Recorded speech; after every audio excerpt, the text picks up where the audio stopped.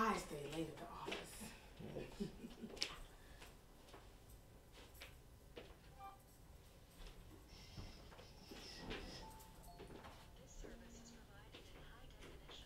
All right. Let's go ahead and open up with a prayer. All brothers remove their head coverings, and all sisters pray with their heads covered. And we face the east towards Jerusalem. Abba Father, Yahweh, Elohim, the Allah of Abraham, Yashak, and Yaakov. Covenant Father, Elohim of Yahshua, we thank you once again for your extreme patience and mercy that you've provided us, Yahweh, to our nation and to the human race in general, Yahweh. We ask that you allow your spirit to reside with us as we rightly divide these scriptures and search for your narrow path, Yahweh, to find our way back home, not to lead anybody else astray, and also help fulfill your prophecies, Yahweh, that you have given us, that we believe with all our heart.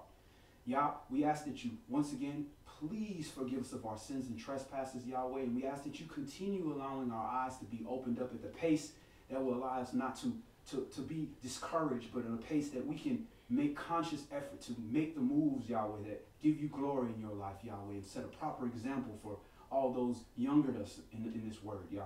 Yah, we also ask that you provide a hedge and a covering about us, Yahweh, and keep all manner of evil, Yahweh, that is not going to be beneficial to our growth, Yahweh, or beneficial to the chastening necessary for us, Yahweh, and do not allow the adversary to get his way in the lives of your servants, Yahweh. We trust you, Yahweh, and we put all our faith in you, Yahweh, and we know that those that wait on you, Yahweh, you will not leave ashamed, Yah. We also ask, Yahweh, that you provide traveling mercies for all our relatives, all our family, all our nation that are making transitions in their lives and moving, Yahweh, and looking for the next phase of their service with you, Yah.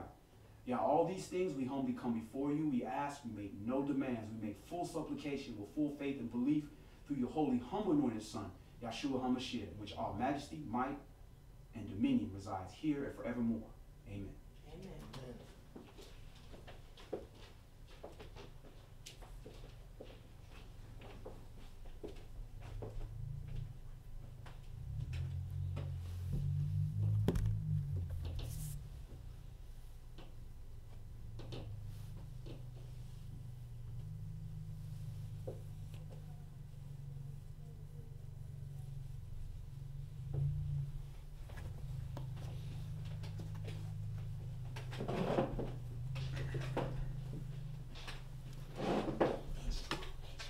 Yes, ma'am.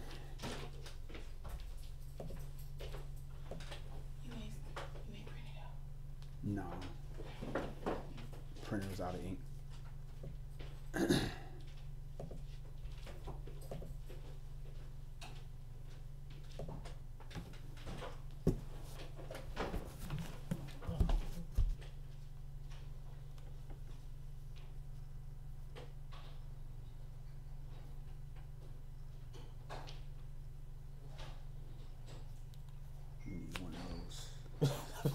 Really? You need one of these. One of those right there. Yeah, for this joint. Go over here looking like Frieza's second form. You shall not round the corners of your head. You feel me? Didn't say you couldn't round the corner of your hair. I look like one of the Anunnaki.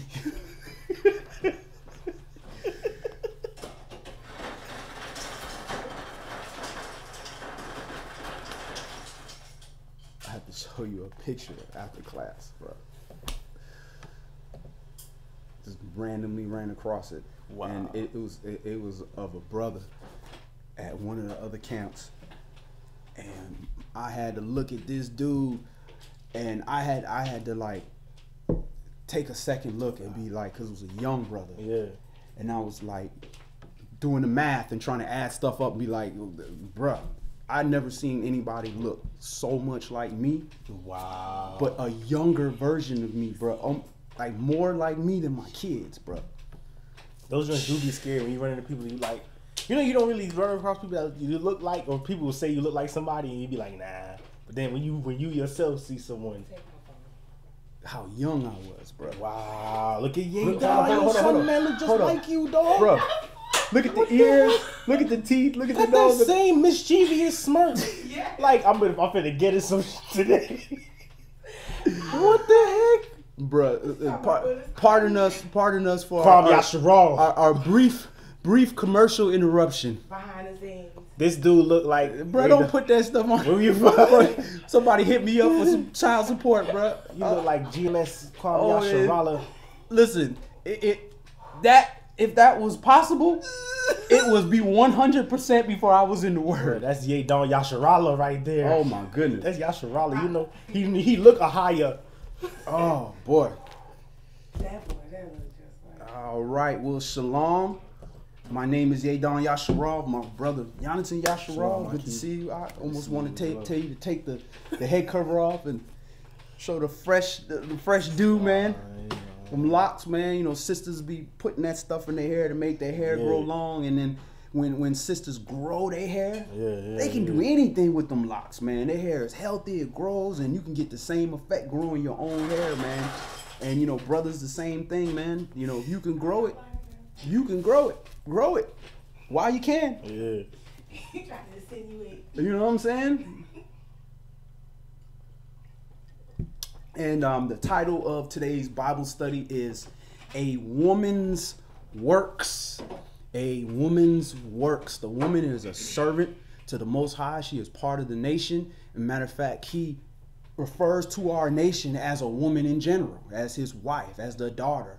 You know, so, and refers to us as sisters. Your sister Yehuda, your sister Israel, you know. So a woman doesn't necessarily only reflect the carnal woman, but it also reflects the bride of the Lamb.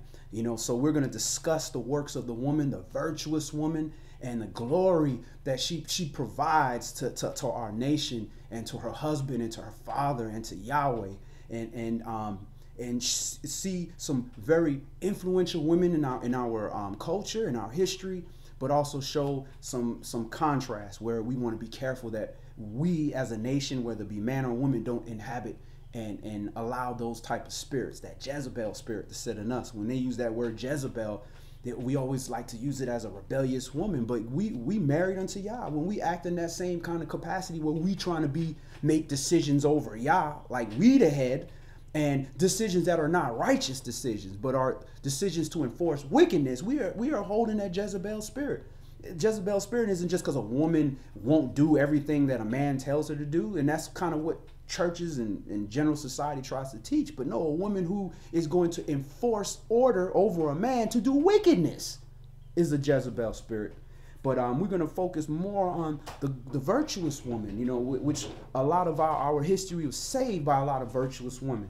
So we're going to start first in Genesis chapter 2. And if you have a Sefer Bible or the Jubilees or any of those Bibles, get those handy, because we're going to go in some of the Sefer writings today. And we're going to get a little more insight on the creation story. So we're opening up in Genesis, Bereshit, chapter 2.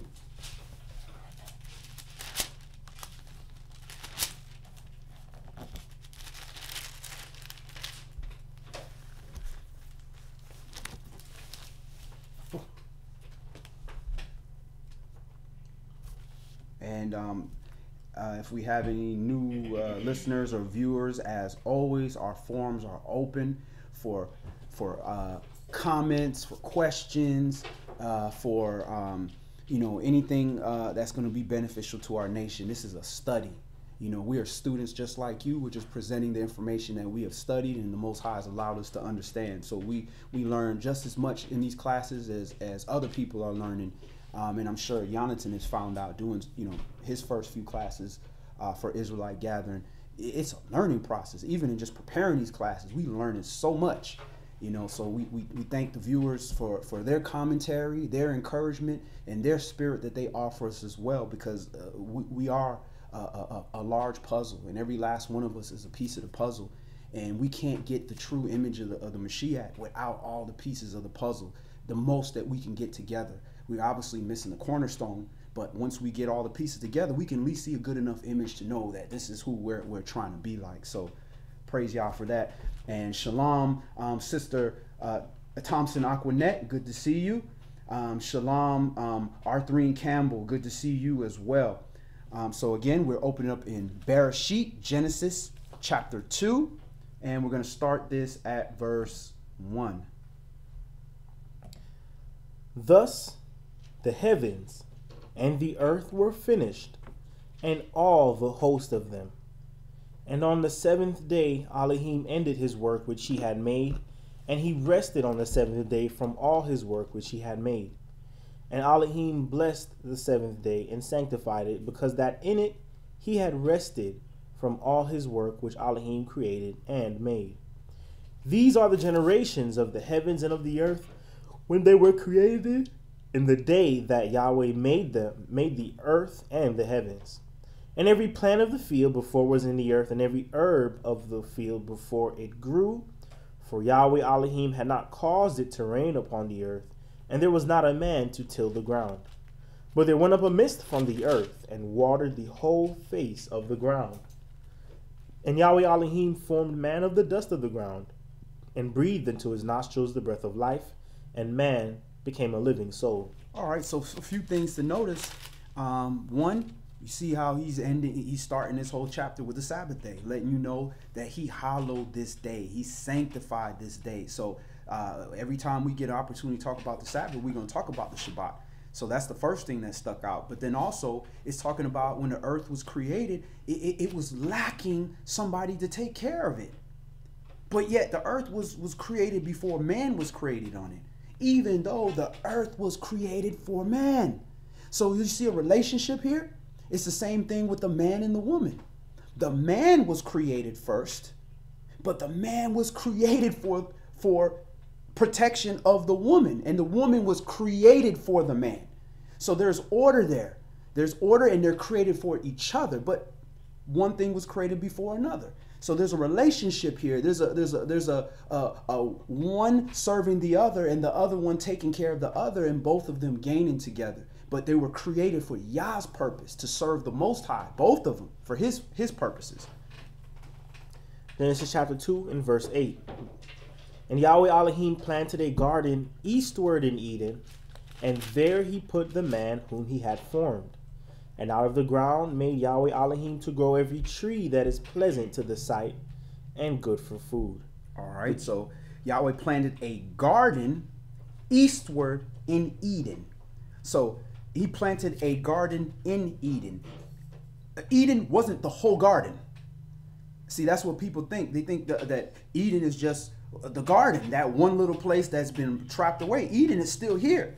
But the garden is what has been separated from us to be able to go into. So let's look at that Hebrew word for garden, because it gives a very good perspective on what's going on here.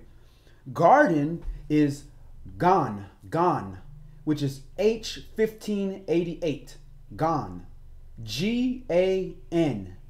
And that is from H1598, a garden, fenced garden. Now, if we look at the root word of gan, it's ganan, which is H1598, and that's spelled G-A-N-A-N, and that's a primitive root to hedge about. That is to generally protect or defend. So this garden was the hedged, the protected part inside of Eden, and here's where he placed us. So when we talk about hedge and protection and all that, why is he being protected? He's being protected so he can till the earth, so he can do his job and take care of all life in the earth. That was his job. Go ahead. Verse 9. And out of the ground made Yahweh Elohim to grow every tree that is pleasant to the sight and good for food, the tree of life also in the midst of the garden, and the tree of knowledge of good and evil. And a river went out of Eden to water the garden, and from there it was parted and became into 4 heads. The name of the first is Pison. That is it which compasses the whole land of Havilah, where there is gold. And the gold of that land is good. There is bdellium and the onyx stone. And the name of the second river is Gihon. The same it is that compasses the whole land of Ethiopia. And the name of the third river is Hiddekel. That is it which goes toward the east of Assyria, and the fourth river is Euphrates. All right, so you have Pison, which is the Nile River. Then you have Gihon, which is the Blue Nile. And then you have Hiddekel, which is the Tigris. And then you have the last one is Euphrates. So if they're giving you all these rivers that are and still here with us today, and it's telling you where this is and what it compasses, and the east to Assyria, Euphrates, and Ethiopia and all that, then this is telling you where Eden is. Where is Eden then? Eastward in Africa, what we know modern day Africa. Africa. It's in the continent of Africa. So we know where the Garden of Eden, well, we know where Eden is. It's in that section. It's there. Go ahead. Verse 15. And Yahweh Elohim took the man and put him into the Garden of Eden to dress it and to keep it. And Yahweh Elohim commanded the man, saying, of every tree of the garden you may freely eat, but of the tree of the knowledge of good and evil you shall not eat of it, for in the day that you eat thereof you shall surely die. So he said, okay, you can eat of any tree in the garden, you can freely eat, but the tree of the knowledge of good and evil you shall not eat of it. But there was also the tree of life there. He didn't say you couldn't eat of the tree of life. He said, don't eat of the tree of the knowledge of good and evil. But what do we always choose? We always want to choose the knowledge of good and evil versus what's the knowledge that's going to give me eternal life? Because the knowledge of good and evil, the adversary will dress it up and make it look real nice and appealing to the eye and convince you that this is what you need to get what you want. But really what it's going to give you is what you might want right now at the moment. Because you're lusting, the flesh of your eyes is lusting after something, versus the knowledge of the tree of life versus that tree. That's the whole purpose, is to have that eternal life. Go ahead. Verse 18. And Yahweh Elohim said, it is not good that the man should be alone. I will make a help meet. Did I read 17? Yes. Okay. Yahweh Elohim said, it is not good that the man should be alone. I will make him a help meet for him. All right. And I remember, I'll never forget, it was you, I believe, that brought this up. Was the first person I ever said this, that ever heard say this, that Yahweh created all this stuff. Chapter 1, chapter 2, talking about how, and it was good. And he made this, and it was good. And he made the tree of knowledge of good and evil. He didn't say it was bad. He just said this, the knowledge, and everything. All the way up until he said, it is not meet, which means it is not good that man be alone. So this lets you know we were lacking what we needed to successfully do what we were created for, to till the earth and take care of the grounds. So this is why something had to be done for us. But Yah's doing things in steps. Before he's going to go ahead and give you everything you need to do your whole job, he's going to start you out with the basics. Here, start this. Take care of yourself. Learn who you are. Start doing some works. Then, to help you do your job to its complexity and to its fullness, I'm going to give you what you need to finish the job, to do it at a higher level. Before I give you everything for you to mess everything up, let me start you with this. Start with this, learn how to take care of you and do what you got to do. And then we can add on. And then when you add on, guess what? What comes after that? Then I'm going to give you a child. So there's a step process here. And it's the same thing in this word. He's not just going to, you get immersed and all of a sudden you got all the knowledge in the world. No, start with this. Start with basic stuff. Learn your foundation. Work with that. And then I'm going to give you as you need everything else that you need. Mm-hmm. Verse 19. And out of the ground Yahweh Elohim formed every beast of the field and every fowl of the air, and brought them unto Adam to see what he would call them. And whatsoever Adam called every living creature, that was the name thereof. So notice also Adam named every creature. He named every creature. Go ahead. And Adam gave names to all cattle, and to the fowls of the air, and to the beasts of the field. But for Adam there was not found a helpmeet for him. And Yahweh Elohim caused a deep sleep to fall upon Adam, and he slept. And he took one of his ribs and closed up the flesh instead thereof. And the rib which Yahweh Elohim had taken from man made he a woman, and brought her unto the man.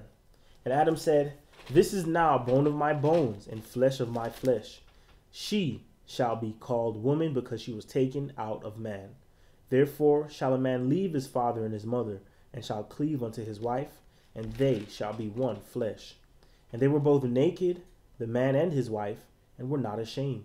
All right. So you notice he named his wife as well. So you see, this order is being created from the beginning. That this woman is taking the name of the man.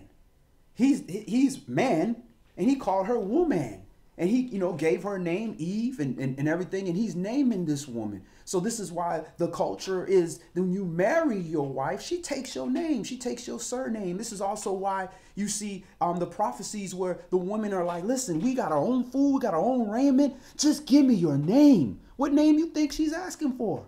Get me upright with the Most High, Prince of Power. Give me Yasharal, give me that name. So that, because I got things I need, but I need a covering. I need to be part of this family. So now you see this Greek culture, you got, some dudes, they taking the woman's name because it's a famous name. You got another something dash such and such. No, hold up. If you still got your daddy's name attached to you, then your daddy need to take care of you. You need to be over there with your daddy.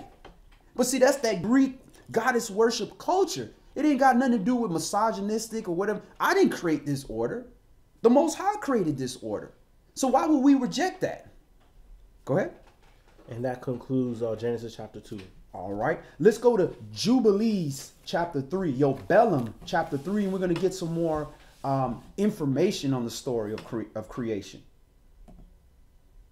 And there's a lot going on, why things were created a certain way and why you see the law pertaining to the woman and when she has a male child and a female child and on all these different things. And there's a lot of assumptions that we had in this book because a lot of things were missed. So we're going to get a little bit more of that story and see how important that woman was. So we're at Jubilees, Bellum, chapter 3. If you do not have access to a Sefer Bible or to the Sefer writings or Book of Jubilees, Enoch, or anything we read, you can always go to Israelites, plural, gathering.com, and you can download any books that we read or view it online for free. We make everything available. We're not trying to hide anything. It took us a lot of time to piece all these things together. And when we find it, we put it up. And if y'all find something that is a great resource that we can use and we can read out of it, we'll put that up there too. And we'll make it available for everybody. Jubilees chapter 3 and verse 1. And on the 6 days of the second week, we brought, according to the word of Yahweh, unto Adam all the beasts and all the cattle and all the birds and everything that moves on the earth and everything that moves in the water, according to their kinds and according to their types. The beasts on the first day, the cattle on the second day, the birds on the third day, and all that which moves on the fourth day, and that which moves in the water on the fifth day. And Adam named them all by their respective names, and as he called them, so was their names. And on these 5 days Adam saw all these, male and female, according to every kind that was on the earth. But he was alone and found no helpmeet for him. And Yahweh said to us, It is not good that the man should be alone. Let us make a helpmeet for him. Who's us? Yahweh said to us. Who's us? The hosts of heaven now. Right. Yeah. The Malakim. Go ahead. And Yahweh, our sovereign ruler, caused a deep sleep to fall upon him, and he slept. And he took for the woman one rib from amongst his ribs, and this rib was the origin of the woman from amongst his ribs. And he built up the flesh in its stead, and built the woman. So, a lot of people like to say, oh, this is fairy tale, this, that, and the other. But what's funny is, we had somebody tell us that the other day. This is fairy tale, but man made from the dirt. How you know that? How you know man made from the dirt? You got this out this book. You didn't get that from science. Science telling you man was made from an ape or something like that, or a monkey. So you want to pick and choose what you want to believe based upon what you think. I don't even argue with people like that because at this point, you're just going to go by what you believe and what you think. You don't have no reference. It's just what you feel, especially when they're making those statements. So even here where it say, oh, that's fairy tale. We came from a rib and da da da da. Yeah, but science is finally catching up and finding there's stem cells in those ribs, and they are able to reproduce and clone off of a rib with stem cells in it. So we eventually, all this fantasy stuff, science will eventually catch up and be like, oh wow, there really are waters above the waters and all these different types of things. Mm-hmm. Verse 6, and he awaked Adam out of his sleep, and on awaking he rose on the 6th day, and he brought her to him, and he knew her, and said to her, this is now bone of my bones and flesh of my flesh. She shall be called my wife, because she was taken from her husband. Therefore shall man and wife be one, and therefore shall a man leave his father and his mother, and cleave unto his wife, and they shall be one flesh. All right, so man was created, woman was created after. She was taken, and became her. He was her husband. She was taken. Well, where did she come from before the rib? Where was she? Mind of Yah. She was with the Father. She was part of the Father. She was energy of the Father until he slivered off that energy and created a soul and a spirit for her and created her physical temple out of that rib. So same concept is still remains. You with your father until you present it to your husband. And after you present it to your husband, you are removed from your father. You're removed from your mother. You are now cleaving on to your husband. Yeah, the same thing he do in heaven, the same thing he do on earth. It's the same concept. Let it be done on earth as it is in heaven. So it's the same thing with us. We are taken and we are trying to get back to the Father, trying to get back to the one spirit. But before we are taken and we are brought here. So it's the same with her. She was taken and brought here. And now she's cleaving on to her husband to help them both work together so they can be heirs to the kingdom and go back to the Father, their original source, where they came from. Mm-hmm. Verse 8. In the first week was Adam created, and the rib his wife. In the second week he showed her unto him. And for this reason the command was given to keep in their defilement, for a male 7 days, and for a female twice 7 days. All right. In the first week was Adam created. First week of creation. And the rib, his wife, in the second week, he showed her unto him. So she wasn't created the same week or around the same time or even on the same day. This is completely different. And for this reason, he's respecting this order. Yahweh's setting this order and saying, listen, man came first. And now because of how long it took for her to be created, this is what she's going to have to wait when there's a child being born. And it goes on even more. Go ahead. Verse 9. Mm-hmm. And after Adam had completed 40 days in the land where he had been created, we brought him into the Garden of Eden to till and to keep it. But his wife they brought in on the 80th day. And after this, she entered into the Garden of Eden. All right. So you see here as well. He was already in Eden, but he wasn't even brought into the hedged place, the protected place, for 40 days. Then after that, he's brought into the garden to till and keep it, but his wife is not brought in until the 80th day. So now when you go into, what is it, Numbers, where it goes over this? Mm-hmm. I believe it's in Numbers, where it talks about the male child or the female child. When a female child is born, that the woman is separated for 80 days. She's not physically unclean, like bleeding for 80 days after she has a child. But she has to sit and wait on the sideline the same way that Eve, Hawa, had to wait on the sideline for a minute until Yah said, all right, now it's time for you to come into the hedge of the protection. Go ahead. Verse 10. And for this reason, the commandment is written on the heavenly tablets in regard to her that gives birth. If she bears a male, she shall remain in her uncleanness 7 days according to the first week of days. And 33 days shall she remain in the blood of her purifying, and she shall not touch any Kodesh thing, nor enter into the sanctuary until she completes these days which are enjoined in the case of a male child. But in the case of a female child, She shall remain in her uncleanness 2 weeks of days, and according to the first 2 weeks, and 66 days in the blood of her purification, and they will be in all 80 days. And when she had completed these 80 days, we brought her into the Garden of Eden, for it is the most Kodesh than all the earth, besides every tree that is planted in it is Kodesh. Therefore, there was ordained regarding her who bears a male or a female child the statute of those days, that she should touch no Kodesh thing, nor enter into the sanctuary until these days for the male or female child are accomplished. This is the Torah and testimony which was written down for Yasharal, in order that they should observe it all the days. And in the first week of the first Jubilee, Adam and his wife were in the Garden of Eden for 7 years, tilling and keeping it. And we gave him work, and we instructed him to do everything that is suitable for tillage. And he tilled the garden, and was naked, and knew it not, and was not ashamed. And he protected the garden from birds and beasts and cattle, and gathered its fruit, and eat, and put aside the residue for himself and for his wife, and put aside that which was being kept. And after the completion of 7 years, which he has completed there, 7 years exactly, and in the second month, on the 17th day of the month, the serpent came and approached the woman, and the serpent said unto the woman, Has Yahweh commanded you, saying, You shall not eat of every tree of the garden? So it's interesting that it's saying here, came on the second month, on the 17th day of the month. What would have happened in the beginning of the 15th day of the month? On the second month. Second month, that would be the second Passover. Is that coincidental?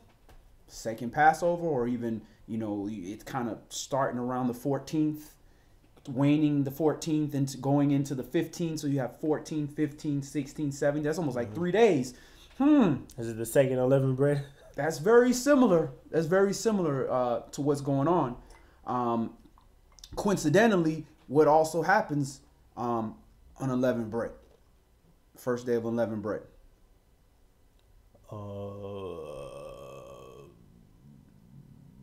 All males. Oh yeah, I'll have to appear. All males appear, and you go to Job 1 and Job 2. The angels are also making appearances.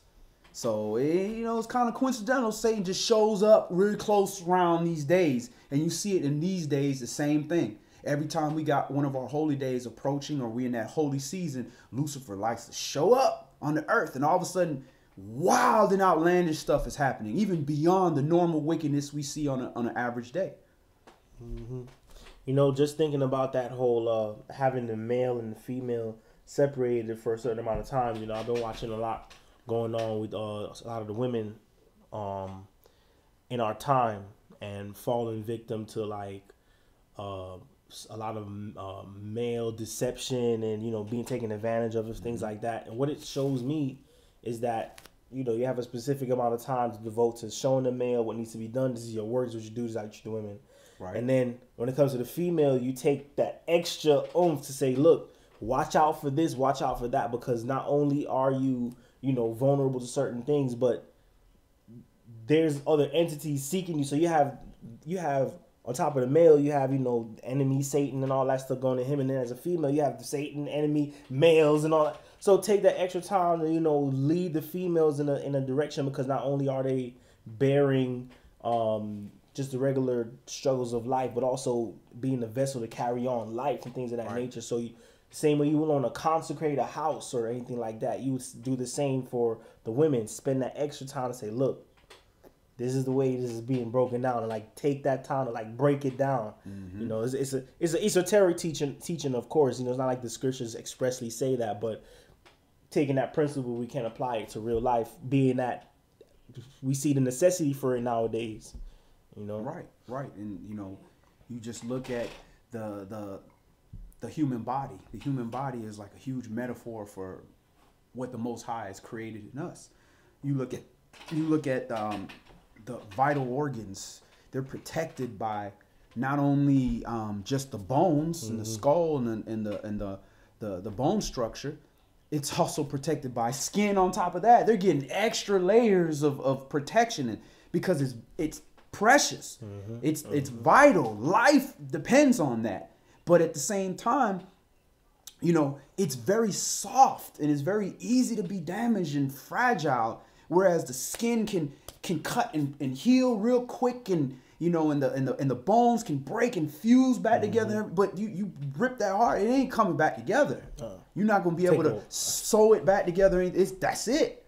So the woman is created in the same fashion. It's game over when they gone. You know what I'm saying? The man has his job to do his job, and he's supposed to be that extra layer of protection. And the father, you got a father, but when she becomes an adult, she got her husband, and then she's got the Most High. And when she says something or does something, she has that extra layer of covering because she is a weaker vessel. She was more susceptible to being fooled because she wasn't receiving the same counsel that the man was receiving. And basically, Most High gave her that protection, Numbers 30, where that man can say, no. You took advantage of this woman that hasn't had the training that I had, that doesn't have the job that I had, that doesn't have the same type of relationship with the Most High that I have. But if he does that, he got to bear her iniquity. So he can't just be like, she's stupid, don't listen to her. He got to bear that iniquity. So the Most High does that. But men got to remember, you don't have that extra layer of covering. You got Yahshua, that's it. Which, I mean, if I only want one thing, I want it to be him. But on this earth, you don't have no other covering, no other protection. All you have to do is be smart enough to stay in the garden. That's all you got. So that's why, men, you got to be smart on the woman that you choose. Because if you pick a Jezebel, you're going to be constantly in problems trying to cover all the things that she's bringing hell into your house, death into your house. And a woman, you got to be careful that you pick a good head, because he's going to be the one that's going to be able to help prepare you and also cover you when you make mistakes. And if you got a foolish man, his prayers are not even being heard because he's not dealing with you properly. So if your prayers are not going to be heard, how difficult a time are you going to have in a society where the adversary is roaring around looking for whom he may devour? You're going to need to call for some help. Hallelujah. Verse 15. Actually, look what that's thing is. Verse 14. This is the Torah and testimony which was written down for Yasharal, in order that they should observe it all the days. And in the first week of the first Jubilee, Adam and his wife were in the Garden of Eden for 7 years, tilling it and keeping it. And we gave him work, and we instructed him to do everything that is suitable for tillage. And he tilled the garden, and was naked, and knew it not, and was not ashamed. And he protected the garden from birds and beasts and cattle, and gathered its fruit, and ate, and put aside the residue for himself and for his wife. I think I read that. Okay, eat of all fruit of the garden. So verse 18. And she said to it, let me start back at 17. We're at 17, yeah. And after the completion of 7 years, which she had completed there, 7 years exactly, and in the second month, on the 17th day of the month, the serpent came and approached the woman. And the serpent said to the woman, has Yahweh commanded you, saying, you shall not eat of every tree of the garden? And she said to it, of all the fruit of the trees of the garden, Yahweh has said to us, eat. But of the fruit of the tree which is in the midst of the garden, Yahweh has said to us, you shall not eat thereof, neither shall you touch it, lest you die. And the serpent said to the woman, you shall not surely die. For Yahweh does know that on the day you shall eat thereof, your eyes will be opened, and you will be as gods, and you will know good and evil. And when the woman saw the tree, that it was agreeable and pleasant to the eye, and that its fruit was good for food, and she took thereof and eat. So you see here, her eyes was fooled. She looked at it and she thought that, this was appealing. It was good for food. But at the end of the day, she heard the commandment through somebody else.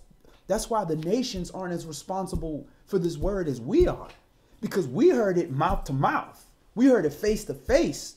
Our nation got it delivered. Everybody else hearing like, I heard this. So yeah, they still had a chance to hear it and they have a choice to be obedient. But at the end of the day, it's not the same level of accountability. So the man should have definitely not been fooled by this, because he heard it directly from his creator. The woman, it could easily be confused because she didn't physically hear it herself. If she was there in the beginning, maybe she wouldn't have made that decision. or been fooled so easily. And look what the devil's saying. You will be like gods. You will be mighty ones, and you will know good and evil. What I need to know evil for? What I need that for? If there's no, if I'm in a hedge, I'm in a protection. I don't care about evil. But he convinced her to take that. So now she has the knowledge of evil and she has knowledge of disobedience. Whereas all she knew before is what Adam told her. And what all Adam knows is our creator said, do this. That's all I know. I didn't even know we can do something else. And you can see that in a child. When a child hang around other bad kids that are exposed to things, they start doing things. But like, where you learn to do that? Who told you to touch that child like that? Where you getting this from? Child don't just, oh, you know what? I should do this, because a child is not developed yet to be able to have the hormones to do anything that's going to create that. So he's seeing that somewhere and emulating that. And this is what the adversary did. And notice, he keyed her to the knowledge of good and evil. Why? It's just like when you do a feint. A feint is when you fake like you're going to throw a right and then you come with a left to get the reaction that you want. That's what he did. He feinted her so she would stay away from the tree of life. So let's focus. I don't want you looking over here. And who does that? A magician does that. Misdirection. Raw wire, he's doing some stuff over here to get you to look one direction. That's tricks and deceit of the adversary. And he still does the same thing. Now, let me get you to pay attention to all this carnal stuff going on over here so you don't pay attention to life. Life, which is this word over here. And it works. It works.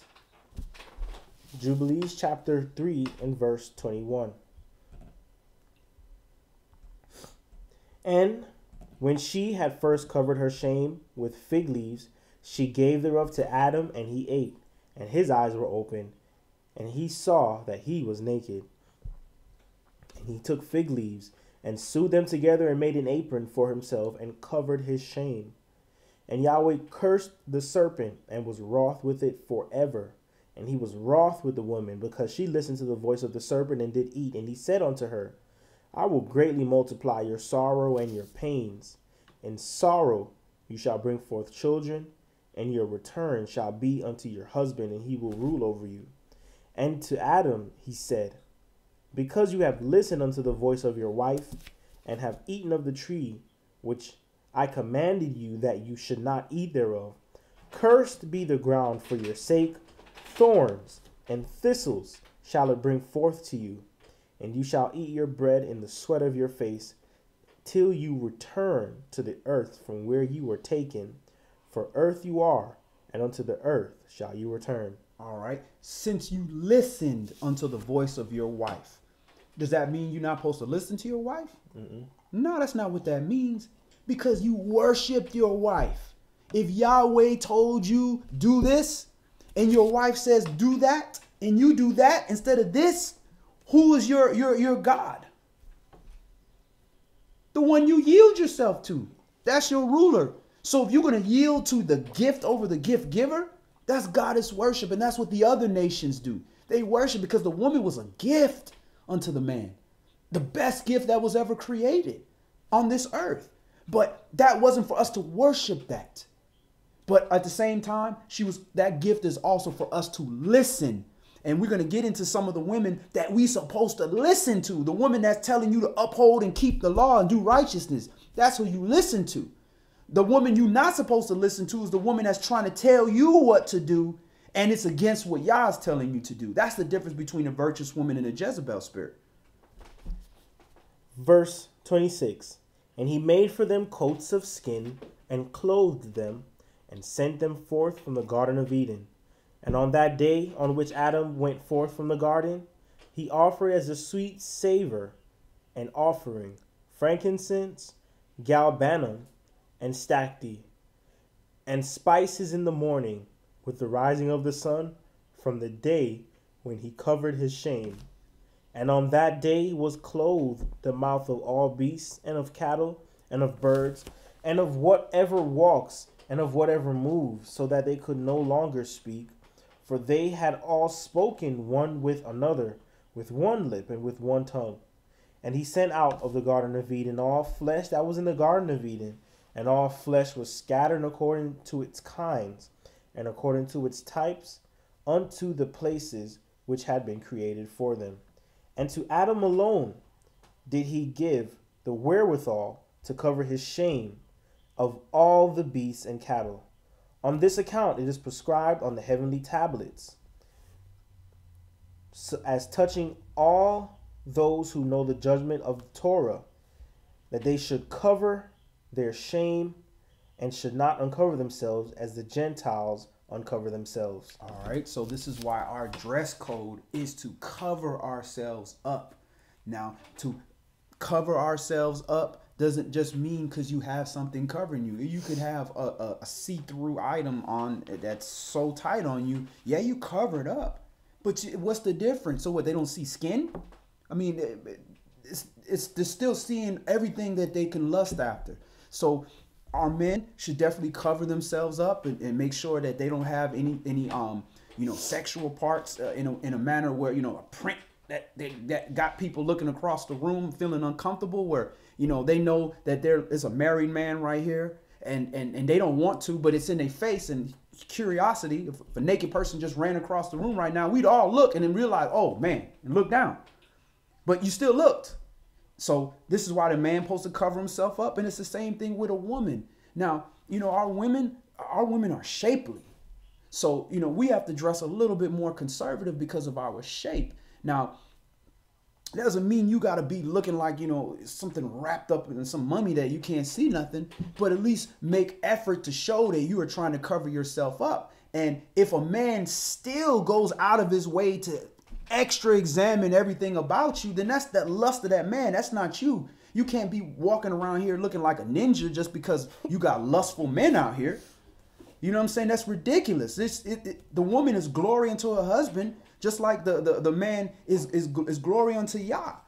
So, let's be reasonable about this. And I know we come out of the culture that's ran by these Gentiles. That's what they do. They have naked baths, and a bunch of men publicly take baths together, and a bunch of women, with these bikinis and all these different things, because they're a lustful and fleshly, carnal type nation of people, the same way we would be if Yah didn't show us a better way. Verse 32, and on the new month of the 4th month, Adam and his wife went forth from the garden, and they dwelt in the land of Eldah, in the land of their creation.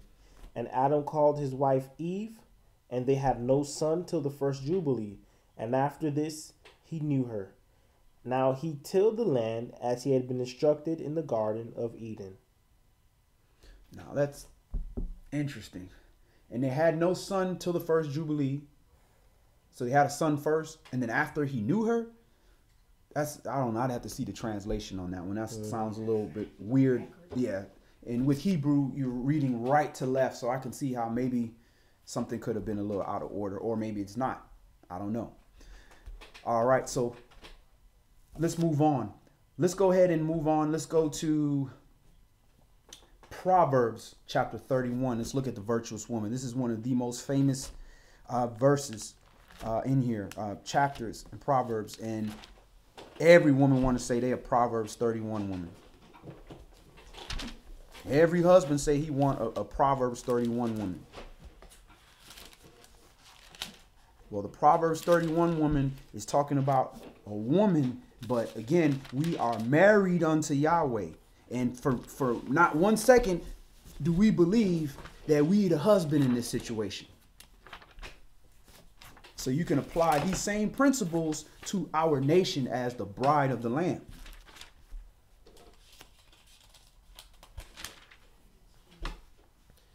Proverbs Mishlei, chapter 31 and verse 1.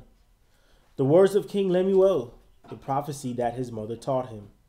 What, my son, and what, the son of my womb, and what, the son of my vows? Give not your strength unto women, nor your ways to that which destroys kings. It is not for kings, O Lemuel, it is not for kings to drink wine, nor for princes strong drink, lest they drink and forget the law and pervert the judgment of any of the afflicted.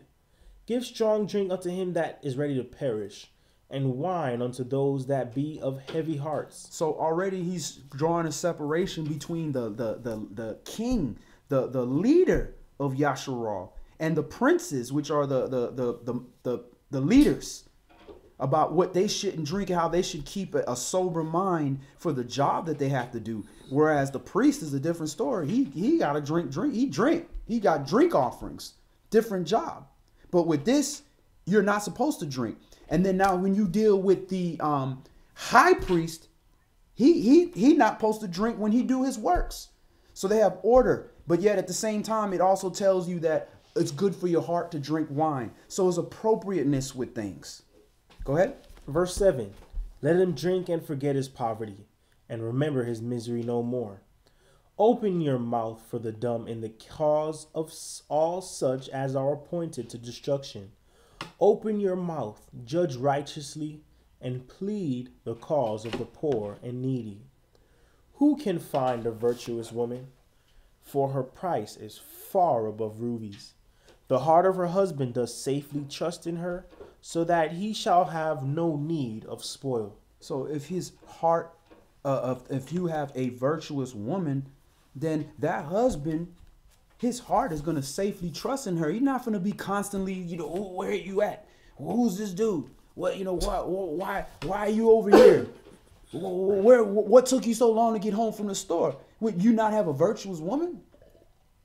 If you got a virtuous woman, you ain't worried about that. You're a woman out there taking care of business. Is she not? She feared the Most High more than she feared you or losing you. Go ahead. Verse 12. She will do him good and not evil all the days of her life. All the days of her life. Go ahead. She seeks wool and flax and works diligently with her hands. She's working willingly with her hands. Yours says diligently? Works willingly. Okay. Well, she works willingly with her hands or diligently. Very, very similar. Yours says diligently? Yeah. Well, mine says willingly. Oh, okay. But yeah, I mean, that's very similar. So she's willing to work. She's doing commerce, seeking wool, flax, seeking this. That's commerce. She's buying stuff. She's adding to the household. She's not the head of the household. She's not the whole provider of the household, but she's adding on to her husband. Verse 14. She is like the merchant's ships. She brings her food from afar. So she's going different places, making sure she's getting the right stuff, healthy stuff, good deals, fresh food. Making sure her house is everything they need while the husband is doing what he got to do, and he's training the sons, and she's teaching her daughter and raising her baby sons, and she's doing the things that need to be done. She's not just sitting around the house getting pregnant and saying watching what's her name, Wendy Williams or what. She out there doing her thing. Go ahead. Verse 15. She rises also while it is yet night, and she gives meat to her household and a portion to her maidens. So she not sleeping all day. She getting up early. She rising when it's yet night. Go ahead. She considers a field and buys it. With the fruit of her hands she plants a vineyard. She girds her loins with strength and strengthens her arms. She perceives that her merchandise is good. Her candle goes not out by night. All right. So she stay her behind at home. She ain't running out in the streets all the time. She know what she got is good. She ain't out there searching for other things. Go ahead. She lays her hands to the spindle and her hands hold the staff. She stretches out her arm to the poor. Yea, she stretches forth her hands to the needy. She is not afraid of the snow for her household, for all her household are clothed with scarlet. She makes herself coverings of tapestry. Her clothing is silk and purple. So she don't have to dress all, basic looking because she's a virtuous woman, or, she got to look like, like she wearing a pillowcase or something, to be like, oh, I'm so virtuous. Nah, she's also a glory. What husband want their wife looking like that, walking around with a pillowcase and a clan hood on their head? Don't nobody want that. People want that when they got a reason to hide their wife because they insecure that they wife might go somewhere else, or they mistreating their wife, or they have multiple wives that they mistreat and she just another number. And heavens forbid a righteous man walk up and say, well, sister, why are you allowing people to treat you like this? Verse 23. Her husband is known in the gates when he sits among the elders of the land. So he's known in the gates among the elders. So he's a wise man. He's a man that has a good reputation, because a wicked man receives a wicked wife for a portion. So what you think a righteous man is going to receive, or a virtuous woman is going to receive? And we're gonna see that certain situations, when it's unequally yoked, Yahweh gonna take care of that. Verse 24. She makes fine linen and sells it, and delivers girdles unto the merchant. Again, she is commerce. She's business. She's the administrator of the house, or what they say, administrator. Like somebody said. So she is handling her business. Now, where she learned all this stuff from? Her husband. Her husband. Her father. And her father. Because she a virtuous woman. How you think she became a virtuous woman? From a virtuous mother and a righteous father. And it's being passed down. And she's taking all that she learned from her old bloodline, and now is learning from her new bloodline, her husband, because she's absorbed into the husband's bloodline. Because they're one flesh now. She's not part of her father's house anymore. So she's learning all this stuff, and she's teaching the people in her house and her maidens and her children, and she's being fruitful. Now, again, we read this all the time thinking about woman, woman, woman. Apply this to men. We are married unto Yahweh. We are his wife. We are the bride. We are considered the mother. The assembly, all of us, the mother, when they say the mother of us all is Jerusalem, they're not talking about just the women in Jerusalem. They're talking about the whole land, all of us as a nation. So these same things apply to us if we look at our eyes, take away the carnality, and look at us as the feminine spirit or female spirit into the male spirit, Yah. And does this describe us as men, of how we out here doing our works? And are we, do they know us? Does all the elders that we're around, do they know Yahweh, the husband? Because that's who we're around. Go ahead. Verse 24. She makes fine linen and sells it, and delivers girdles unto the merchant. Strength and honor are her clothing, and she shall rejoice in the time to come. She opens her mouth with wisdom, and in her tongue is the law of kindness. Not all that ratchetness and slack talk and foolishness and gossip. And no, she's speaking wisdom. Her mouth speaks wisdom. Her tongue is the law of kindness, not gossip and tale bearing and busybody, meddling in other people's stuff. And this is what is created by the manner of spirit that's being presented to us by the media. Everything is gossip, gossip, gossip. Everything is reality. Real Housewives of Atlanta. Really, that's a housewife. I ain't seen a single. When you turn on Real Housewives of Atlanta, see somebody vacuuming or cleaning, or the Real House of Atlanta, she out here helping her husband do some stuff. Now, you might see some of that, but that's not the general view that they're presenting. Us being fighting and catty, and it's not just the black women, it's the other Jersey and all these other places. This is what they're trying to put in the spirit of our children, because the young children are seeing what their parents are watching, and they're trying to follow that, and it's creating the opposite of what's going to bless our nationality. Because you want to see the condition of a land, look at the women, look at the knowledge, look at how they carry themselves, look how they treat it. Are they all oppressed with their head down and can't speak and have no confidence? Or are they humble, but yet have kindness, can speak with wisdom? Not so humble and so belittled that they're afraid to open their mouth. Nah, they are trained. They taught the law. They're not just, husband, what do we do? Nah, the husband is like, listen, we going over this word because you need to make sure I'm on point. And if something happened to me, you need to make sure our son and our daughters are on point. That's why it was such a blessing the other day when, one of the brothers came on and asked a question, man, and the sisters from the assembly came out there and spoke with wisdom. Not, well, why are you asking all these questions? And, you don't just need to stop being rebellious. No, they sisters, hey, shalom, brother, spoke with wisdom and kindness and spoke and gave the scriptures and explained. Praise Yah. That's the condition of an assembly. Look at the women. Verse 27. She looks well to the ways of her household and eats not the bread of idleness. Her children arise up and call her blessed. her husband also, and he praises her. Praise your wife. You got a good woman, praise her. Go ahead. Many daughters have done virtuously, but you excel them all.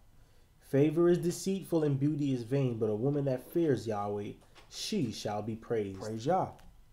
Give her of the fruit of her hands, and let her own works praise her in the gates. Let her own works, not her husband. Oh man, this woman, you are lucky. You got a really nice husband. Nah, praise Yah. Look at that power couple right there. Look at that team. Look what that wife is doing.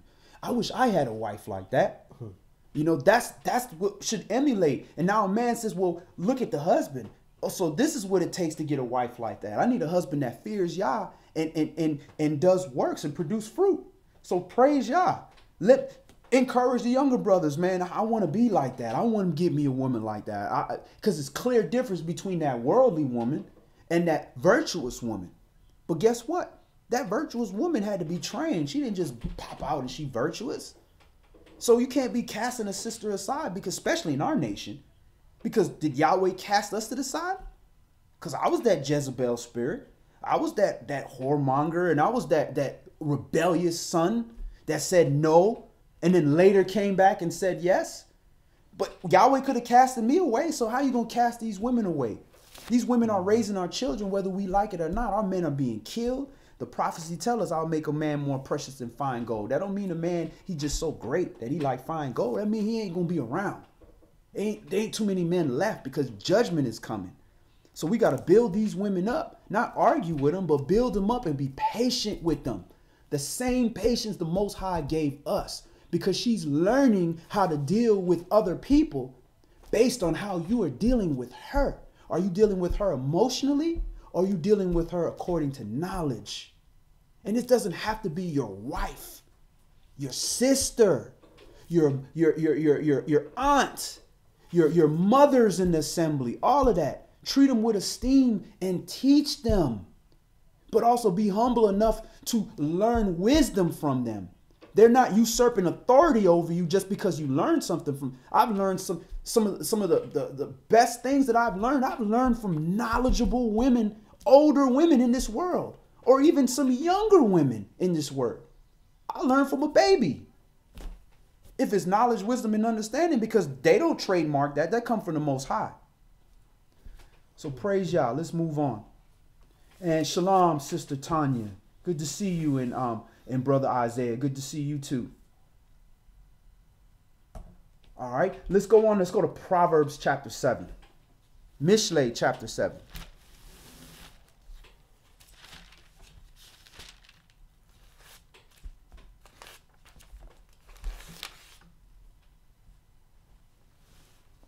We need these classes about the woman and the relationship with the man, because it's being destroyed, man.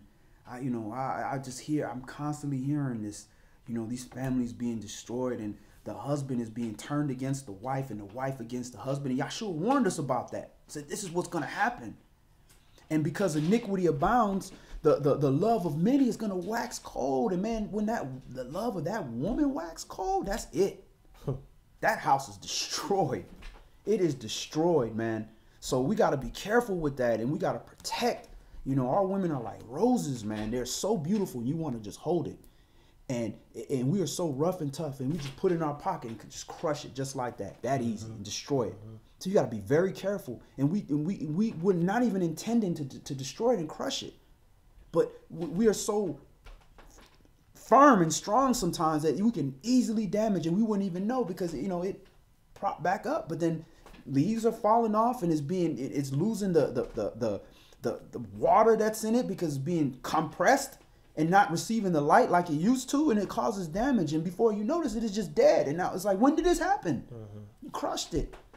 When you see that Yah provided us with women for our walk and for procreation and for life, and you look at the demeanor or what a woman adds to our walk and what a woman adds to our lives, and the sensitivity, Yah did it on purpose, because in all our works, we end up being hardened. We end up overlooking the minor details. It becomes our nature to squash, the intricacies of emotion and stuff, and whatever, and start looking super big picture oriented. Way looking at salvation, way down the road. Down in the road, like and it makes us feel good to know that, all right, I got a goal, I got a vision, I'm good. But then, you know, we'll have our woman here and she's like, hey, you know, we could focus on this or we could focus on that. Like, you know, and because it's not part of our full vision, we end up abusing or overlooking. But when you sit for a while and when that discernment comes in, because, you know, there's a way that seems right to a man,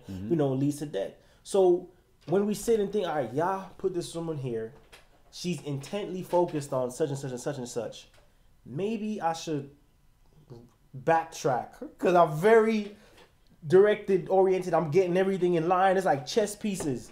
But we end up neglecting the intricacies and the intimacies of life, you know, taking it. Because at the end of the day, you looking at the goal, but at the end of the goal, you're in the grave. You ain't praising Yah in the grave.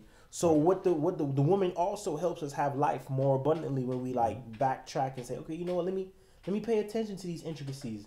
Let me entertain this conversation for a while and bask in some of this insight and this exchange of like completely different energies, male, female, and you realize that, you know what, I might be rushing this whole thing a little bit. You know, this conversation and everything that this woman is adding to our life as men helps us be more well-rounded. It helps us redeem the time, so to speak, whereas we'll be so focused on the goal and then we like, hold on, you know, there's time for enjoyment and pleasure and sensitivity at times and things of that nature. Right. Most definitely. You know, and you know, with that whole relationship with the woman, we have to go right back to what we read. It was not meet for us to be alone. So if we could do the job by ourselves with all that we had, he would never have created something else. And you can't say, oh, her woman's sole job is for childbearing. If that was the case, if all he wanted us, the woman, for was childbearing, he wouldn't have created it for that. Because he made us from the dust of the ground. What he need her for? He can raise up men from stones. So at the end of the day, that woman is given to you for a reason, so that you could better produce the increase that Yah's expecting from you. Because yeah, I'm sure you can till some stuff and do some stuff, but the Most High is like, wait a minute, I gave you 7 talents and you came back with 6? You buried one, or you came back with 7 exact? You didn't give me no increase, or you came back with 8? Nah, I expect 14 from you because I'm giving you more. So when you have that woman, if you are a righteous brother or trying to walk in a righteous fashion, you got to trust the Most High at some point to say that he's trying to give you what's going to help you, especially if she has a mind of the Most High. Now, if she doesn't have a mind of the Most High, she's not dealing with these commandments. I don't expect you to jump out and just trust everything this woman is saying. Doesn't mean disregard it, because a lot of women came into the word through their husband or through their man. But consider that. Now, if she's in this word and she's engulfing herself in this word and you're teaching her properly and she sees something different than you, you better consider that. Whether it's this word or in life, period, because she's working with the Spirit just like you. And you can't see everything. Indeed. Like you mentioned, if she's not in the word, the same way women in the world will want to bear fruit for Yah, women in the world or in wickedness is going to try to bear fruit for the enemy. Exactly. And no man wants to be in a situation like that. All right. Let's go on to Mishlei chapter 7. And Shalom, Brother Dennis Morrison Jr. Look forward to speaking with you and talking to you at some point. Love to hear and meet elders in this word, man. Brothers that have been doing this for quite some time. Our nation lacks that.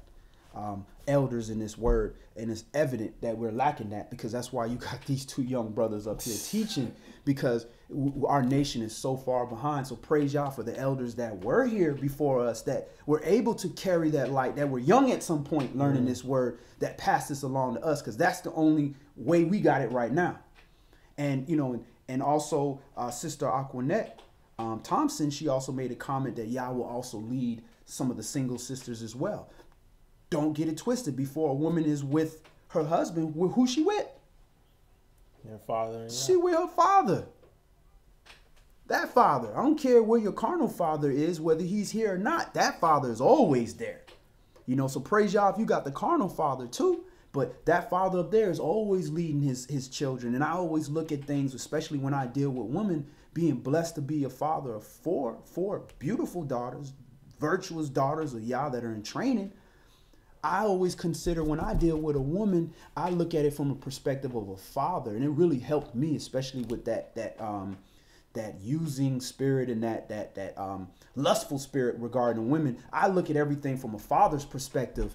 How would I counsel my daughter? How would I deal with a dude dealing with my daughters like that? How is it going to make me feel? Am I going to just be like, or am I coming for that brother? You know what I'm saying? And so we got to consider that when we deal with our women, that they have a father too. And they have a carnal father, and just because their carnal father might not be around, or their carnal father might not be doing the purpose that he's supposed to be doing, they got a spiritual father that see everything. You can push stuff back from carnal fathers. You ain't sliding nothing by the heavenly father. He see everything. And not for 1 minute can we think as men that we gonna mistreat his daughters, the apple of his eye, and think we just gonna get away with it. There's also the flip side. We his sons. Don't think for 1 minute that the Most High is going to let a woman push that son away from the father and think that it's just going to be okay. So it goes both ways. Yeah. Mishlei, Proverbs chapter 7, and we're going to start this at verse 1. My son, keep my words and lay up my commandments with you. Keep my commandments and live, and my law as the apple of your eye. And who did Yah call the apple of his eye? The nation of Yasharal. So that means this law is important. And what does the apple of the eye do? See and receives light. The light is coming through that law. The law and the light is coming through us. The light that he put out here is in us because we come from him. So when he's making those correlations, pay attention. The apple of the eye is very important. You ain't got that apple, you blind. Go ahead. Mm-hmm. Verse 3, bind them upon your fingers and write them upon the table of your heart. Say unto wisdom, you are my sister, and call understanding your kinswoman, that they may keep you from the strange woman, from the stranger which flatters with her words. Again, we always see in this woman, and we assume we talking about woman. That strange woman, there's so many layers to this word. That's why we can read these things over and over and just keep peeling layer after layer after layer. That strange woman is also that doctrine. That strange doctrine. Oh, you don't have to get immersed. Oh, there's no such thing as the Mashiach. All the prophecies is talking about King David. That strange doctrine that even the Israelites here were like, in the New Testament, like, where are you getting this from? So that strange doctrine teaching you to do things that are opposite of what Torah is telling us to do is flattering. You ain't got to keep the Sabbath day. You ain't got to do that. Oh, you don't need no holy days. We're not in the land. You can't keep. So why would he punish a nation of people for not keeping the holy days and not keeping the Shabbat and say, go here in the punishment and don't do the thing that caused you to be in this problem? But the way people talk and twist words is flattering. And then also that strange woman is also that strange man that's coming to that woman. Hey, you want to read? You want to study this Bible? Yeah. Come in here. Let's do this. And manipulating a woman that don't understand this word. Yeah. See, you can have 15 wives. So yeah, I don't know you and I don't know this other woman, but I'm lustful. And the law says I can have 15 wives. So let me have 15 wives. And let me show you why. Mm-hmm. Because it says we can. So because we can, that means we got to do it. That's that strange doctrine. All things are lawful, but not all things are expedient, is what Saul said. So you got to look at things from multiple perspectives. It's not just beating up on women, because a lot of way people teach, they like to go straight to this and try to pick on our women. But it's talking about that same person that's reading it. Because nothing, if you see how Most High deal in this book, he handed men they behinds. But the women, don't do that. until you just get so bad that he ain't got no choice because he love his sons too. And he deal with them. And he even said, Israel, you men, because of what you did, because of how you acted, I'm going to punish you and I'm going to let your women do what they do. And I ain't going to punish them like I punish you because of your rebelliousness, because you supposed to be the head. You the father. You the leader. You the husband. So I'm going to let these women get away because I'm letting you feel what I feel because I'm your husband and you are being a rebellious wife to me. So now that you understand how it feels, now you could be like, oh, okay. Let me start being a virtuous wife unto Yahweh. You know, the way that this is described is bind them on your fingers, write them on the tablet of your heart. And in verse 4 says, say unto wisdom, you are my sister, and call understanding your kinswoman. So it gives the impression here of like closeness and an intimate relationship with wisdom and an intimate relationship with understanding. So if anywhere in the Bible does stuff like that, where it like puts it in a different way so that we can understand, you know, the literal understanding. So when we say, okay, how do I make wisdom and understanding my kinswoman and my sister? Well, the little bit I know about understanding from the scriptures, it says a man of patience has a lot of understanding.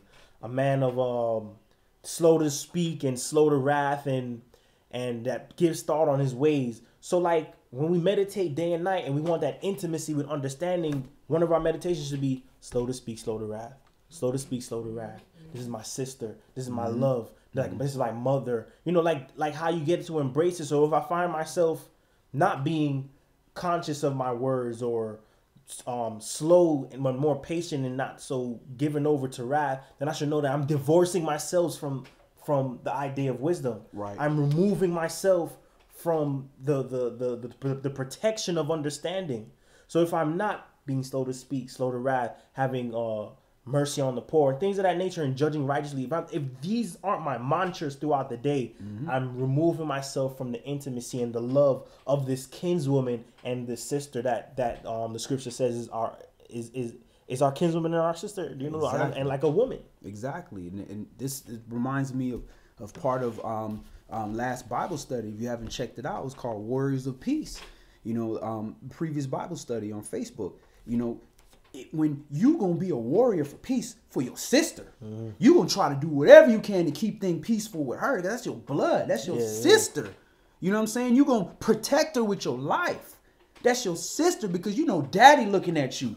Daddy like, you mean you let this happen to your sister? I done threw hands over my sister. What? Your kinswoman is like, you know, a relative to you. Might not be your near sister, but when you see her, you gonna raise her, you gonna treat her with respect. You ain't gonna let nobody mess with her. Under your covering. You ain't gonna let nothing get between that, because that's your blood. Now, regular woman in the street, you might do the same thing, but if she want to rebel and do it, hey, look, that's not my family. She got a covering, she got a husband, she got a relative, she got whatever. You know, I talk, she don't want to listen, but your family, you're gonna tarry. So it's telling you to tarry for that wisdom. Like you said, keep it close and be a warrior of peace to keep this with you and not lose it. And that love, that's the part that really sticks out to me about verse 4 is that it really exudes like a love, right, and a bindingness to it, right, like right. like almost like right before marriage, right. It's a unconditional love. Verse 5, that they may keep you from the strange woman, from the stranger which flatters with her words.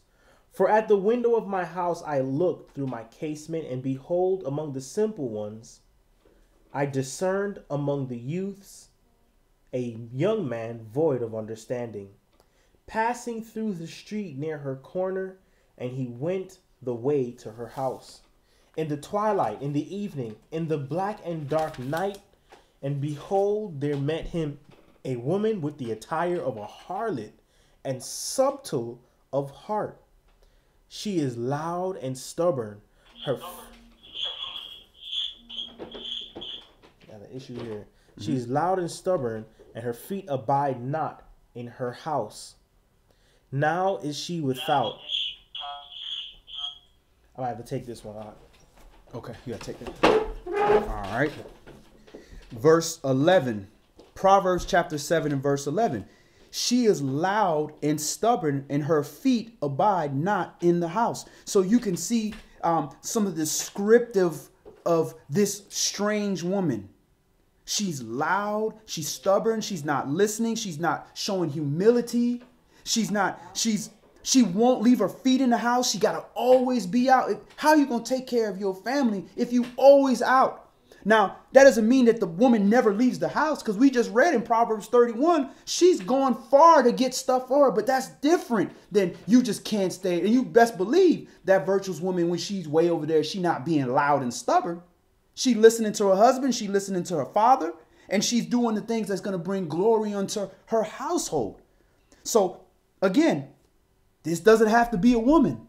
This could be a man being loud and stuff, can't stay home. He's supposed to be at home protecting his family. He got to be out in the streets. If he out in the streets working and bringing things to protect his family, that's a whole different story. But how that son going to learn from you if you out doing your thing and you not here in the household to solve those everyday problems? Verse 12. Now is she without, now in the streets, and lies in wait at every corner. And when we went to the Shy, what did I mention? We saw at every corner. A whorehouse. A whorehouse, excuse the language, we use that to show where whoredom is going on. We're not talking about prostitution. We're talking about where you are being adulterous to the Most High by dealing with these other pagan entities and not dealing with the truth of this book, but yet claiming you dealing with this truth of the book. And we went in the hood, and while we in the hood, you see 15 buildings, 14 of them all shut down and boarded up except for one. The one with a big old death sign on it. That with the X that they put on them poison bottles. You just turn that bottle like that. That's what you see on every corner. And you like, man, why are they so profitable? But no other business could thrive in the community, but they profitable. You have to ask yourself, that's a hell of a pimp. Verse 13.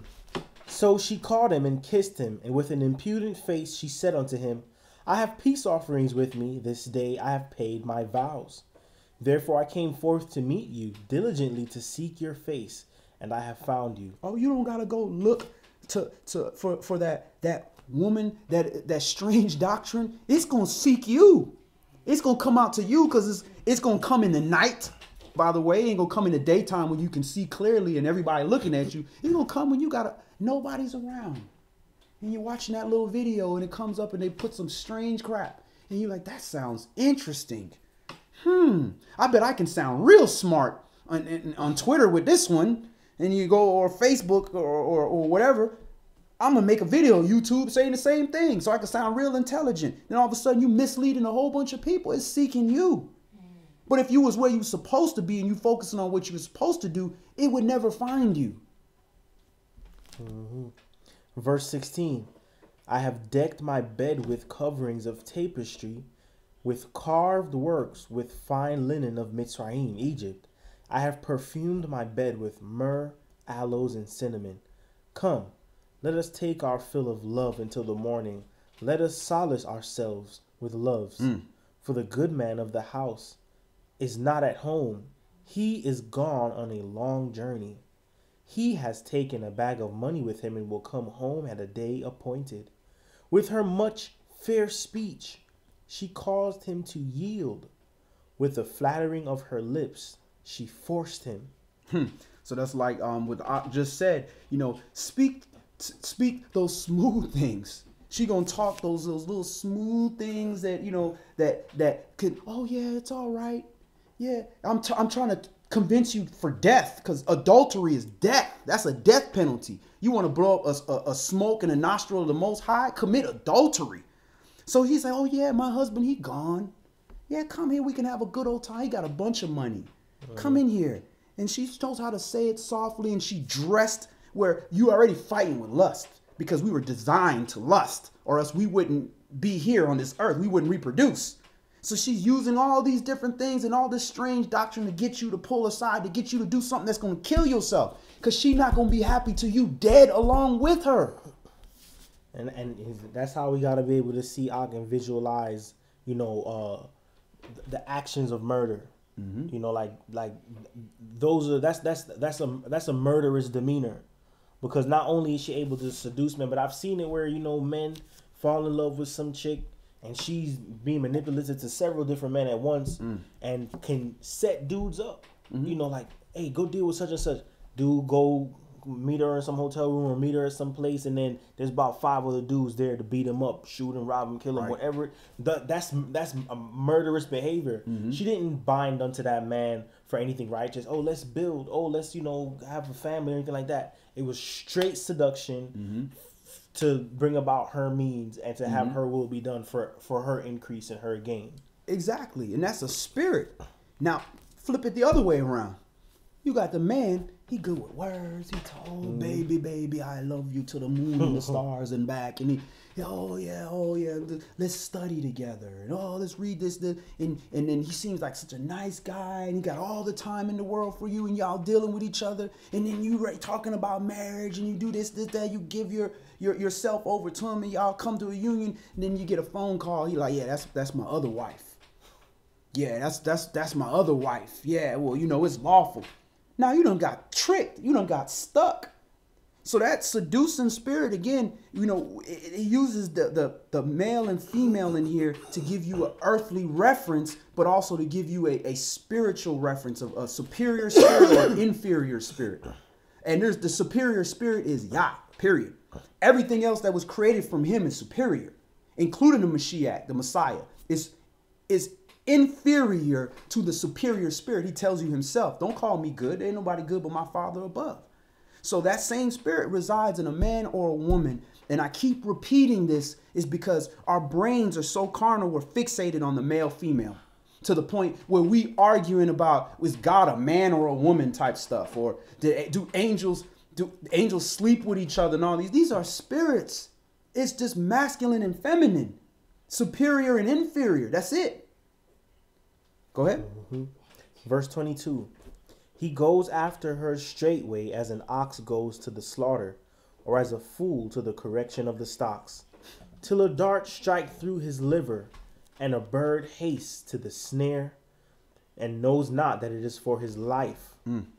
Hearken unto me now, therefore, O you children, and attend to the words of my mouth. Let not your heart and caused him to be seduced within him where she didn't have to do anything. He was both of those. He was the person misleading himself and the person that's doing the getting misled. So we got, she's housing that wicked spirit. And you going into that house, that's leading you to the grave, to death. All right, let's move on. Let's go to 1 Kings 21, Rishon Melakim 21. 1 Kings chapter 21. And now we're going to deal with that Jezebel spirit. Yes, ma'am. Rishon Melakim 21, 1 Kings chapter 21. I really like the fact that how Yah was intent on describing all these elements of morality as females, or as the mother, or as a kinswoman. Because as I grow older, I find myself valuing and taking into more account, things my mother would say, or things my dad says. Like when I was young, I think I took for granted a lot of the admonishments that they would give.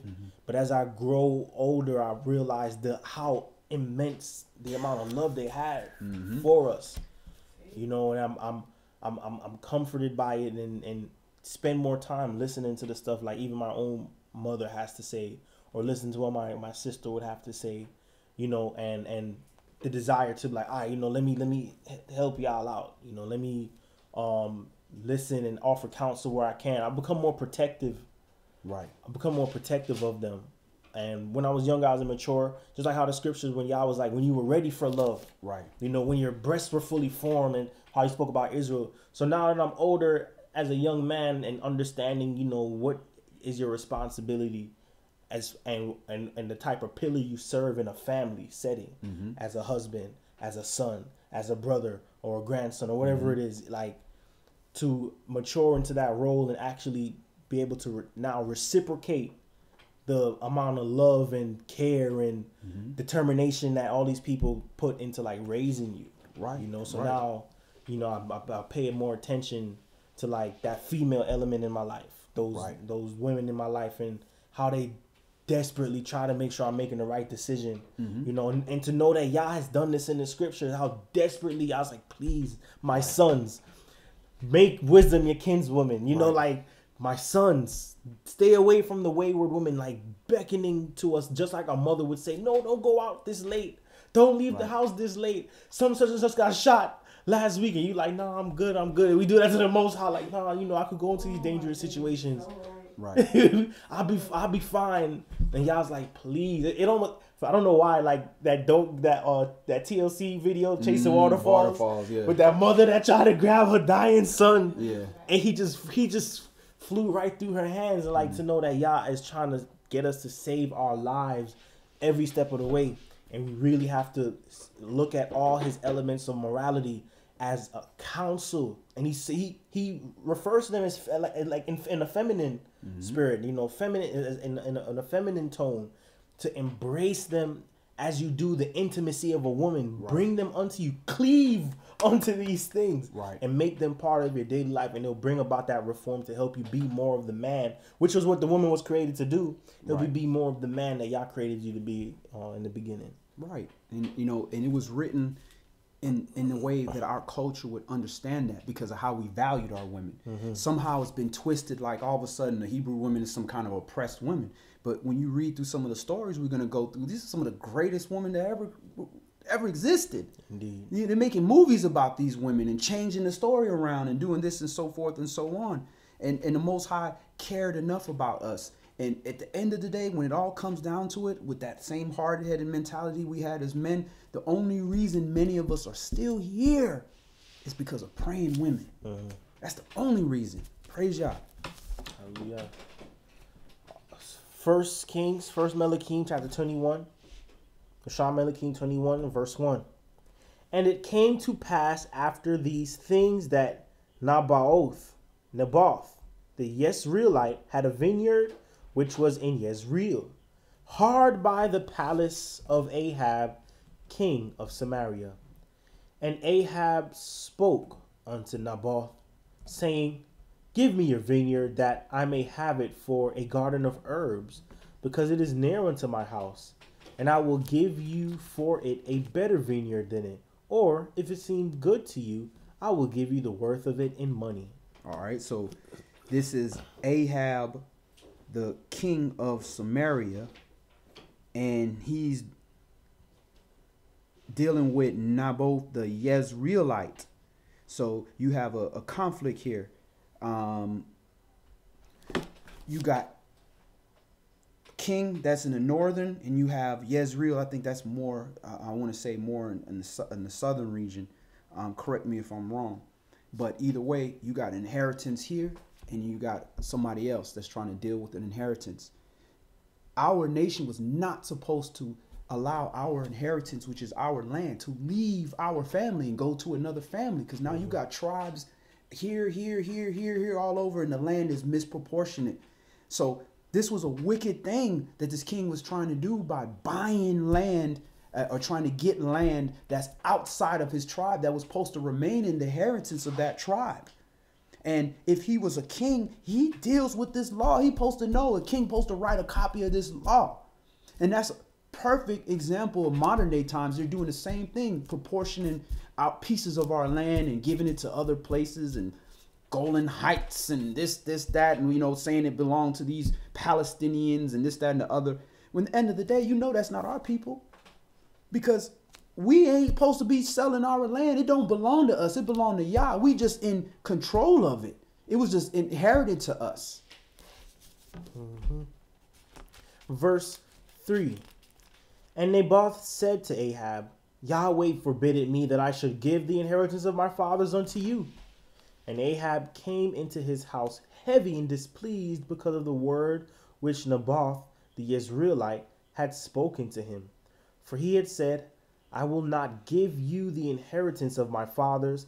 And he laid him down upon his bed and turned away his face and would eat no bread. Okay, so like we said earlier, a wicked wife is given to a wicked man for his portion. So he was a Jezebel too. He might as well have been named Jezebel, because he couldn't do unrighteousness against Yahweh. It displeased this whole day. He wouldn't even eat. He turned around like you fasting. You fasting when you afflicted. He fasting because he can't do wickedness. So what kind of wife you think he gonna get? Verse 5. But Jezebel his wife came to him and said to him, Why is your spirit so sad, that you eat no bread? And he said unto her, Because I spoke to Naboth the Israelite, and said unto him, Give me your vineyard for money, or else, if it please you, I will give you another vineyard for it. And he answered, I will not give you my vineyard. And Jezebel his wife said unto him, Do you now govern the kingdom of Yasharal? Arise and eat bread, and let your heart be merry. I will give you the vineyard of Naboth the Israelite. Ooh, so you the king. The king said, you know what, I want to do this wickedness. But the man said, I can't do this wickedness. I'm only willing to go so far with my wickedness. I don't have this amount of strength to do wickedness as you do. Here come this Jezebel spirit. Oh, wait a minute. Ain't you the king? Ain't you the man? No, you go over there and you shoot up all these people over here. Let them know who your name is. That's that Jezebel spirit. Now, you know you got a Jezebel spirit when you out in public, and I've had women like that. I've been out in public and, I get into a little dispute or there's some kind of misunderstanding. Every time I go with this woman, I got to end up fighting because she got that Jezebel. Oh, you going to let him talk to you like that? You going to let him sit in that seat? You going to let him do that? You, instead of being a peacemaker, being concerned with the welfare of her man and the welfare of the other person, which could be her brother or not her brother. She say, well, I want something. I want some action. I want to feel a certain way. I want to feel like my man is the toughest guy. I want all this stuff rather than, hey, let me be wisdom and let me be kindness. And display all those type of things. So it's easy. It's the same thing with men. When you see men, they're over there messing with these three women, and these women are running into each other, and he's standing back there laughing while these women are fighting, encouraging it. Oh my! That's a Jezebel spirit. It doesn't have to have a penis or a vagina. It's a spirit. We carnalize everything. A spirit ain't got no sex. If you don't understand that, go read in Matthew when Yahshua clarified that. And Yahshua said, listen, they're not given in marriage and they're not taken in marriage. They're like angels. Angels don't need no reason to do that. Verse 8.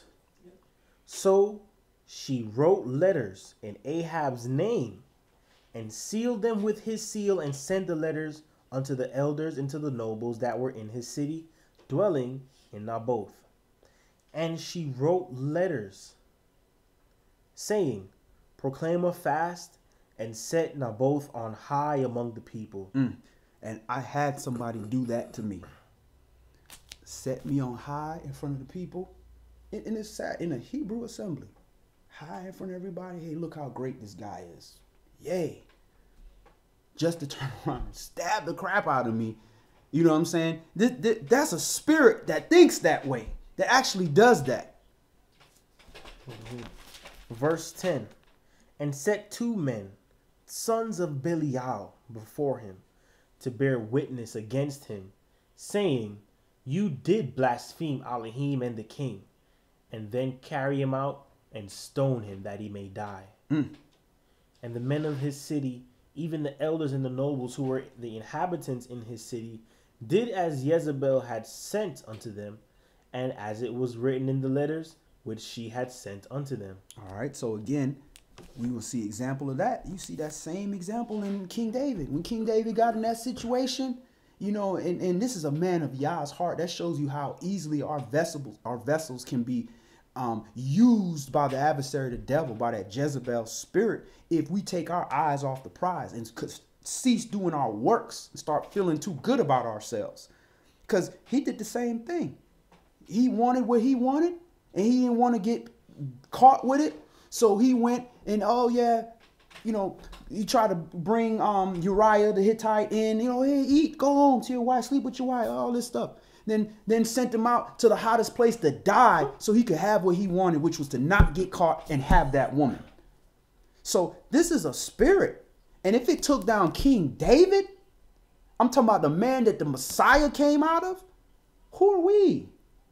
So that's why we got to be on top of our game. We got to be in the spirit, and we got to stay immersed in the righteousness of this word so that the Holy Spirit could be real close to us. Mm-hmm. Verse 11. And the men of his city, even the elders and the nobles who were the inhabitants of his city, did as Jezebel had sent unto them, and did as it was written in the letters which she had sent unto them. They proclaimed a fast, and set Naboth on high among the people. And there came in 2 men, children of Belial, the evil Satan, Right. and sat before him. And the men of Belial witnessed against him, even against Naboth, in the presence of the people, saying, Naboth did blaspheme Elohim and the king. They bear false witness against him. Mm-hmm. Then they carried him forth out of the city and stoned him with stones that he died. And here go the Jezebel spirit again. It know the law. It don't know the law to do righteousness, to say, hey, the law says we can't move inheritance out from one tribe to the next. It knew that, but didn't use the law to uphold that, but used the law to murder somebody. You need 2 or more witnesses in order to enact death penalty on somebody. So she's working with the law. So she got the ability to work with righteousness, but want to use that spirit for wickedness. Verse 14. Then they sent to Jezebel, saying, Naboth is stoned and is dead. And it came to pass, when Jezebel heard that Naboth was stoned and was dead, that Jezebel said to Ahab, Arise and take possession of the vineyard of Naboth the Israelite, which he refused to give you for money. For Naboth is not alive, but dead. And it came to pass, when Ahab heard that Naboth was dead, that Ahab rose up to go down to the vineyard of Naboth the Israelite to take possession of it. And the word of Yahweh came to Elijah the Tishbite, saying, Arise, go down to meet Ahab, king of Yasharal, which is in Samaria. Behold, he is in the vineyard of Naboth, whither he is gone down to possess it. And you shall speak unto him, saying, Thus says Yahweh, Have you killed and also taken possession? And you shall speak unto him, saying, Thus says Yahweh, In the place where dogs lick the blood of Naboth shall dogs lick your blood, even yours. And Ahab said to Elijah, Have you found me, O my enemy? And he answered, I have found you, because you have sold yourself to work evil in the sight of Yahweh. So enemy is like an adversary. So you trying to say the servant of Yah is an adversary because he won't allow you to do wickedness and is judging you for the wickedness. And this judgment is coming from Yah, not like the man just made this up. Mm-hmm. Verse 21. Behold, I will bring evil upon you, and will take away your posterity, and will cut off from Ahab him that urinates against the wall, and him that is shut up and left in Yasharal. And here's part of why a lot of our men are being killed off. A lot of the bloodlines, he's cutting off the men. So you see a lot of our men dying in the flower of their age, in the youth of their age. And a lot of this could be because of these curses being passed down from generation to generation to generation. And we're talking about curses of actions, of how you teaching your child to be. And it's just causing death and death and death. Because talking about pissing against the wall, you're talking about the men. Go ahead. Verse 22. And will make your house like the house of Jeroboam, the son of Nebat, and like the house of Baasha, the son of Ahiah, for the provocation wherewith you have provoked me to anger, and made Yasharal to sin. And of Jezebel also spoke Yahweh, saying, The dog shall eat Jezebel by the wall of Jezreel. Him that dies of Ahab in the city of dogs, in the city the dogs shall eat. And him that dies in the field shall the fowls of the air eat. But there was none like unto Ahab, which did sell himself to work wickedness in the sight of Yahweh, whom Jezebel his wife stirred up. And he did very abominably in following idols, according to all things, as did the Amorites, whom Yahweh cast out before the children of Yasharal. I didn't even need to read verse 26. I already knew by his actions he was worshiping idols, because he had the idol. He was worshiping his wife. And he had that wickedness in his heart. So that's just the manifestation of that. You're going to see him have all different types of gods. Verse 27, and it came to pass when Ahab heard those words that he rent his clothes and put sackcloth upon his flesh and fasted and lay in sackcloth and went softly. And the word of Yahweh came to Elijah the Tishbite, saying, see you how Ahab humbles himself before me? Because he humbles himself before me, I will not bring the evil in his days, but in his son's days will I bring the evil upon his house. You cursing your own bloodline. It's coming down under your bloodline because of the actions that you did. But at least he tried to, like, you know, show some kind of respect and repent. What you know, you continue reading a few chapters down, you see what Jezebel did. She didn't care nothing about trying to repent or have no righteousness, or at least respect the order. All right, let's go to Shoftim chapter 4, Judges chapter 4. Now we're going to see the opposite, where you're going to see a woman that's going to give counsel to a man, but she's going to use the law to have him do righteousness. You know, and a commandment is anything that proceeds out the mouth of Yah. That's a commandment. It don't have to be the part of the 10 commandments. If he say, go here, we told Abraham, get up and go to a land that I will tell you. That's a commandment. That ain't a suggestion. So we're going to Judges chapter 4. Judges chapter 4, and we're going to see Deborah. And people like to say our women are you know, oppressed in this nation, and you know, and our women don't have any real voice. This woman was judge in Israel at this time. They were coming to her for counsel. Judges Shoftim chapter 4 and verse 1. And the children of Yasharal again did evil in the sight of Yahweh when Ehud was dead. And Yahweh sold them into the hand of Jabin, king of Canaan, that reigned in Hazor, the captain of whose host was Sisera, which dwelt in Hashereth of the Gentiles. And the children of Yasharal cried unto Yahweh, for he had 900 chariots of iron, and 20 years he mightily oppressed the children of Yasharal. And why is this happening? They're not obeying the commandments. The children of Yasharal again did evil in the sight of Yahweh. So when we do evil, Yahweh put them fences down a little bit, and that's when, you know, like the Walking Dead, the fences break and all the zombies start coming in and start trying to devour you, because your hedge is down, it's broken, because you think that you can be blessed by doing wickedness. Verse 4. And Deborah, the prophetess, the wife of Lapidoth, she judged Yasharal at that time, and she dwelt under the palm tree of Deborah between Ramah and Bethel in Mount Ephraim, and the children of Yasharal came up to her for judgment. And she sent and called Barak, the son of Abinoam, out of Kadesh Naphtali, and said unto him, Has not Yahweh Elohim of Yasharal commanded, saying, Go and draw toward Mount Tabor, and take with you 10,000 men of the children of Naphtali and of the children of Zebulun?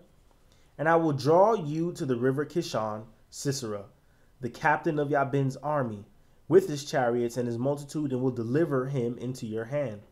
And Barak said unto her, If you will go with me, then I will go. But if you will not go with me, then I will not go. That's goddess worship. You telling me you only going to do righteousness if your wife do righteousness? And we've all seen men like this. These are the men that come in this word and be like, yeah, I'm sorry, I don't keep Shabbat no more. My wife, you know, she want to go to the Pastor Goodlong or whatever, you know, any of them people. You know, I purposely didn't say, you know, rest in peace. But anyways, you know, our women is running households like that, where men are giving up their salvation to stay yoked to a woman. If that woman don't want to deal with the Most High, you can't yoke yourself to that. I ain't telling you put your woman out or nothing like that, but you stand firm and you do what you got to do and make sure that you keep these commandments, because at the end of the day, what Yah put together, no man can put asunder. So if Yah put that together, it ain't going down for keeping the commandments. It can go down for your misaction of not keeping the commandments, but it ain't going to go down for keeping the commandments. Go ahead. Verse 9. And she said, I will surely go with you, notwithstanding the journey that you take shall not be for your honor. For Yahweh shall sell Sisera into the hand of a woman. And Deborah arose and went with Barak to Kadesh. And Barak called Zebulun and Naphtali to Kadesh, and he went up with 10,000 men at his feet, and Deborah went up with him. Now Heber the Kenite, which was of the children of Hobab, the father-in-law of Moshe, had severed himself from the Kenites and pitched his tent unto the plain of Zanaim, which is by Kadesh. Yeah, we need to look at that a little bit more. There was some interesting dialogue in there about him severing himself. Go ahead. And we know that so Hobab was Midianite, Midianites. So we could look into that as well. This is the father-in-law of Moshe. Verse 12, and they shewed Sisera that Barak the son of Abinoam was gone up to Mount Tabor. And Sisera gathered together all his chariots, even 900 chariots of iron, and all the people that were with him, from Harosheth of the Gentiles unto the river of Kishon. And Deborah said unto Barak, Up, for this is the day in which Yahweh has delivered Sisera into your hand. Is not Yahweh gone out before you? So Barak went down from Mount Tabor, and 10,000 men after him. And Yahweh discomfited Sisera and all his chariots and all his hosts with the edge of the sword before Barak, so that Sisera lighted down off his chariot and fled away on his feet. But Barak pursued after the chariots and after the host unto Harosheth of the Gentiles. And all the hosts of Sisera fell upon the edge of the sword, and there was not a man left. Howbeit Sisera fled away on his feet to the tent of Jael, the wife of Heber the Kenite. For there was peace between Jabin the king of Hazor and Heber, and the house of Heber the Kenite. And Jael went out to meet Sisera and said unto him, Whoo, she went through, boy, because they was all friends. When it come to stuff like this, they wasn't friends no more. But y'all can use a Gentile. He can use whatever he need. Everything was created for his purpose. So, when she said it's going to be, you're going to be taken by the hand of a woman, everybody assumed it was going to be Deborah, the Hebrew, the prophetess, the woman married into a prophet. This is what everybody's assuming. But Yahweh's also saying, listen, I got this woman in a kind of an unnatural position where she is, judging at this time, probably because her husband was dead. But she's judging and she's giving the judgments of the Most High. And even when she told Barak what to do, she had the authority to say that because Yahweh said that. A woman has the authority to say what Yahweh said. If Yahweh said go and don't break the commandments, she got the right to tell you that she's not usurping authority over you by telling you to keep the commandments. Go ahead. And Jael went out to meet Sisera and said unto him, Turn in, my master, turn into me, fear not. And when he had turned in unto her into the tent, she covered him with a mantle. And he said unto her, Give me, I pray you, a little water to drink, for I am thirsty. And she opened a bottle of milk and gave him drink and covered him. Again he said unto her, Stand in the door of the tent, and it shall be, when any man does come and inquire of you, and say, Is there any man here? You shall say, No. Then Jael, Heber's wife, took a nail of the tent, and took a hammer in her hand, and went softly unto him, and smote the nail into his temples, and fastened it to the ground. For he was fast asleep and weary, so he died. So, yeah, she gave him that milk. That milk. Need some milk. Here, drink some. I don't know what kind of milk it was, but whatever it is, it made him very sleepy. Put him to sleep. And you could just imagine, those nails that you put in a tent to keep the tents down. She knocked that man out. So because your head is probably, big, because we don't know how big his head was. But the nail had to be long enough to go through his head into the ground. Woo! These women of the other nations, boy. Go ahead. And the thing is, so now it makes sense because it says in verse 11, it says Heber the Kenite, and his wife is the one that smote. So he left his people and ended up dwelling among these Gentiles. So he left by Kadesh. So he looking at 17. It says, Howbeit Sisera fled away on his feet to the tent of Jael, the wife of Heber the Kenite, for there was peace between Jabin the king of Hazor and the house of Heber the Kenite. So they thought everything was cool. Thought it was all good in the hood. Yeah. And she was like, so I would have loved to know the dynamics that made her like, nah, this guy is an enemy. Exactly. Thought it was all good in the hood, but found out it was real in the field. Woo! Go ahead. Verse 20, and again he said unto, verse 22. Mm-hmm. And behold, as Barak pursued Sisera, Yael came out to meet him and said unto him, Come, and I will show you the man who you seek. And when he came into her tent, behold, Sisera lay dead, and the nail was in his temples. So you don't know if an angel, met her along the way and was like, "You gonna do this deed today?" Exactly. The Most High, he used a donkey. He'll use whoever he got to use for his will to be done. Because that angel not going to go back to Yahweh and say, "Hey Yahweh, I know you told me to go kill this dude, but she ran in the tent, so I couldn't do nothing." So I'm baffled at how she knew this guy was an enemy, because she ain't talked to Deborah. She was way over yonder. Deborah was in her place. So spirit moves. Yeah.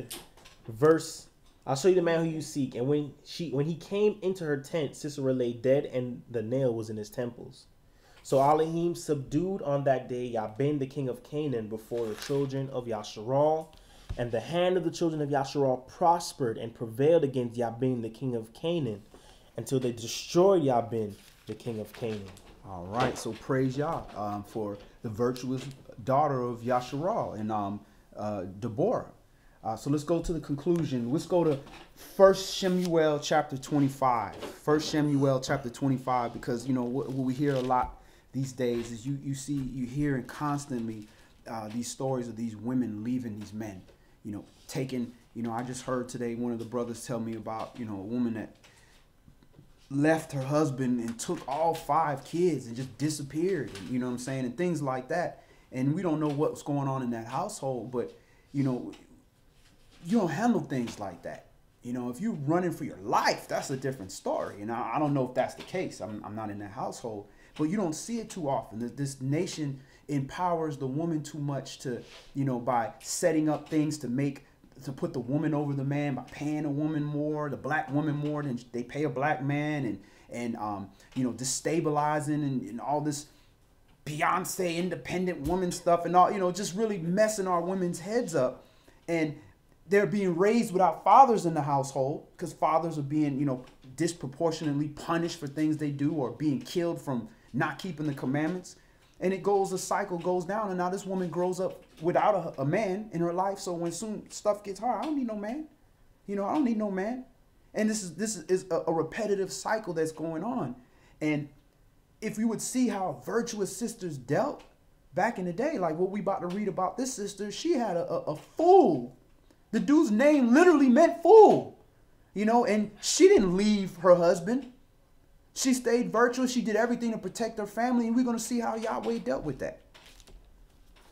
1 Samuel chapter 25, and we're going to start this at verse 1 for the conclusion.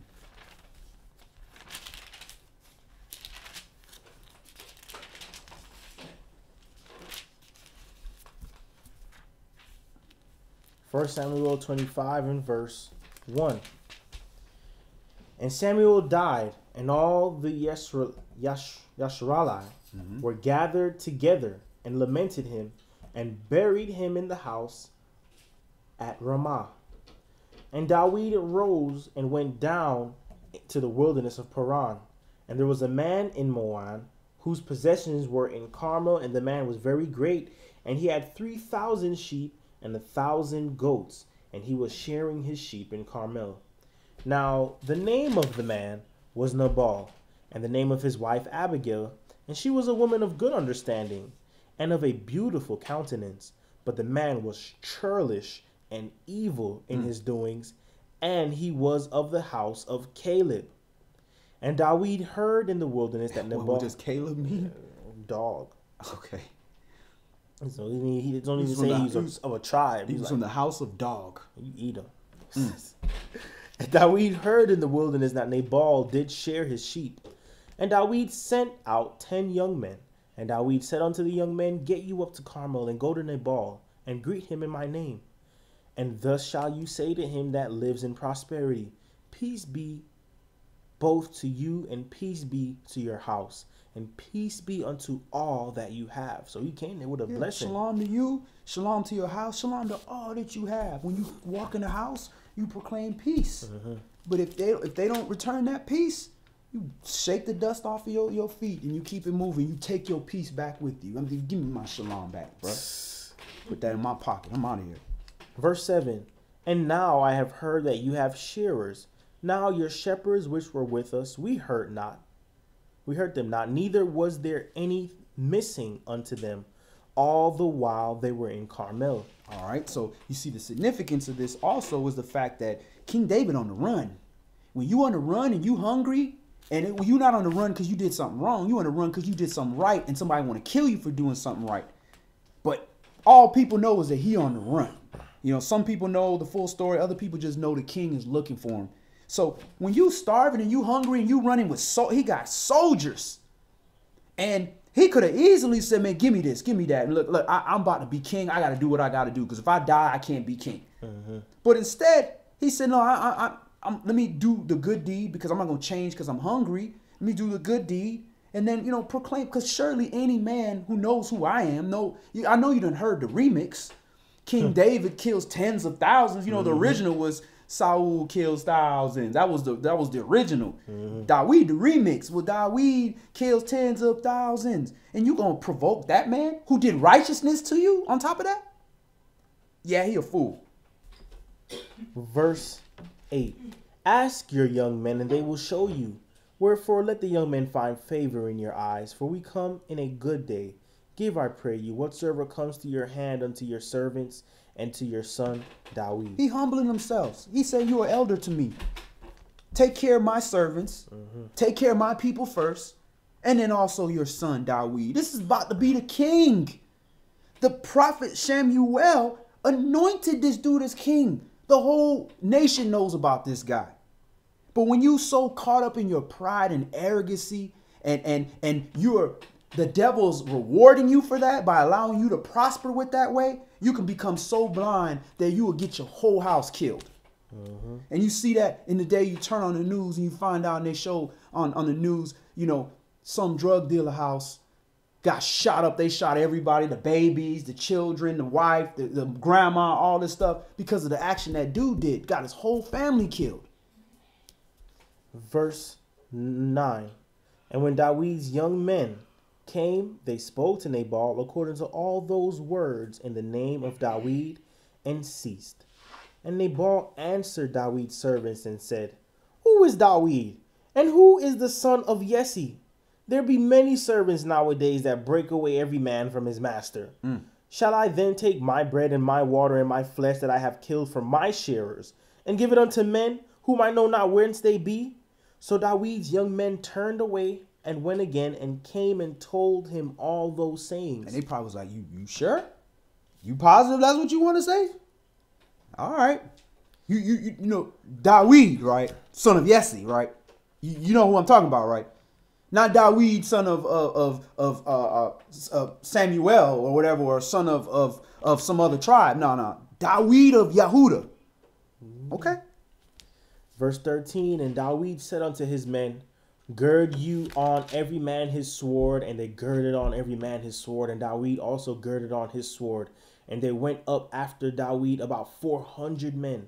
And 200 abode by the stuff. All right, so this is a warrior. This is a king. This is a man with a very, boisterous spirit. A righteous man, for the most part. But he's still a man, and he's doing a good deed, and he's already pissed off because he just did righteousness. They trying to kill him and kill his servants. So you just tried this man. So immediately the male ego and the flesh is ready to unsheath that sword. Let's do it. Let's go deal with this dude. I got 400 killers. I don't even need all of them. Let's go do this thing. But that is the downfall of a lot of men, that wrath and that ready to go to war and that blood. I mean, the sword would never depart his house because of some of his actions. And he did this action, but what would a Jezebel do? Oh, yeah, you should kill that dude. Yeah, you get ready. He's coming for war. Or a Jezebel that would be with David wouldn't stop him. Yeah, go do what you got to do. But see how a virtuous woman would deal in this situation. She going to save herself and she going to save the other individual. Mm-hmm. And that's why a virtuous woman, she see her man and somebody else getting ready to fight. She not only caring about her man, she caring about the other dude. Like, man, listen, it ain't gonna be good regardless. Either my man gonna kill you and get blood on his hands, or you gonna kill my man. That ain't gonna be good for our nation, period. Jezebel don't care about that. So there's the contrast in spirits. Let's see how the virtuous woman deal with it. And Dawid heard the news, and pretty much everybody started put one in the chamber. Like, Yeah. yo, let's get shot. You know, the dude with the little blue bandana, he over here cleaning off the fingerprints on his bullets and everything and putting in the clip. They getting ready. Yeah. They getting ready. It was crazy. Verse 14. But one of the young men told Abigail, Nabal's wife, saying, Behold, Dawid sent messengers out of the wilderness to salute our master, and he railed on them. But the men were very good unto us, and we were not hurt, neither missed we anything, as long as we were conversant with them when we were in the fields. They were a wall unto us both by night and day, all the while we were with them keeping the sheep. Now therefore know and consider what you will do, for evil is determined against our master and against all his household, for he is such a son of Belial that a man cannot speak to him. Then Abigail made haste and took 200 loaves and 2 bottles of wine and 5 sheep ready dressed, and 5 measures of parched corn and 100 clusters of raisins and 200 cakes of figs, and laid them on donkeys. So she Jezebel because her husband said, man, F this dude, man. I don't care about this king. Man, forget him. There are plenty of people running from their master. And she turns around and she listens to the servant that's telling her, bro, we about to get killed. Everybody. So she's like, she considering, okay, well, my husband said I can't do this, so we're just gonna have to all get killed. That's an idiot. A virtuous woman and say, listen, I already know this dude a fool. I might die with this dude, but I'm not gonna have my whole household die with this dude. She gets to work. Verse 19. And she said unto her servants, Go on before me, behold, I come after you. But she told not her husband Nabal. And it was so, as she rode on the donkey, that she came down by the covert of the hill, and behold, Dawid and his men came down against her, and she met them. Now Dawid had said, Surely in vain have I kept all this fellow has in the wilderness, so that nothing was missed of all that pertained unto him, and he has requited me evil for good. And this the thing, when we in our fleshliness, we think that our ransom for sin is somebody else did something to me. So that gives me the ransom to now transgress. But that's not right. This is mutually exclusive. Your covenant was with Yahweh, not with that person. You have to deal with that person according to your covenant with Yahweh. So even though this man was evil, that don't give you the right to go beat somebody up or destroy somebody because he did some wickedness to you or said something to you. You're not defending yourself. So this is how we can get caught up in the flesh. And again, if King David can fall for this, who are we? Verse 22. So and more also do Elohim unto the enemies of Dawid, if I leave of all that pertain to him by the morning light any that piss against the wall. And when Abigail saw Dawid, she hasted and lighted off the donkey and fell before Dawid on her face and bowed herself to the ground and fell at his feet and said, Upon me, my master, upon me let this iniquity be, and let your handmaid, I pray you, speak in your audience and hear the words of your handmaid. That is some humility. She jumps off, ducks at his feet, and then now she doing the opposite. She's such a virtuous woman. She got to cover the foolish man. Now let the iniquity be on me. I've never seen that anywhere in this book. Anywhere where a woman bared the iniquity of the man. So this is how this man was so foolish. He couldn't even be a covering, that the one who's supposed to be covered has to be a covering. Mm-hmm.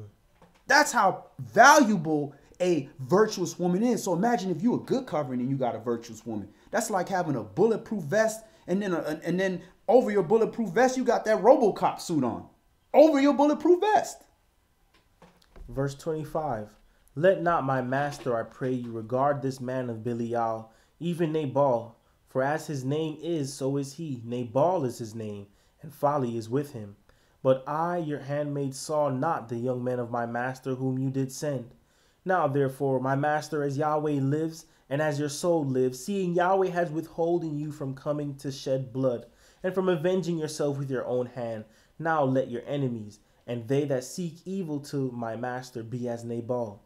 And now this blessing which your handmaid has brought unto your master, let it even be given unto the young men that follow my master. I pray you forgive the trespass of your handmaid, and for Yahweh will certainly make my master a sure house, because my master fights the battles of Yahweh, and evil has not been found in you all your days.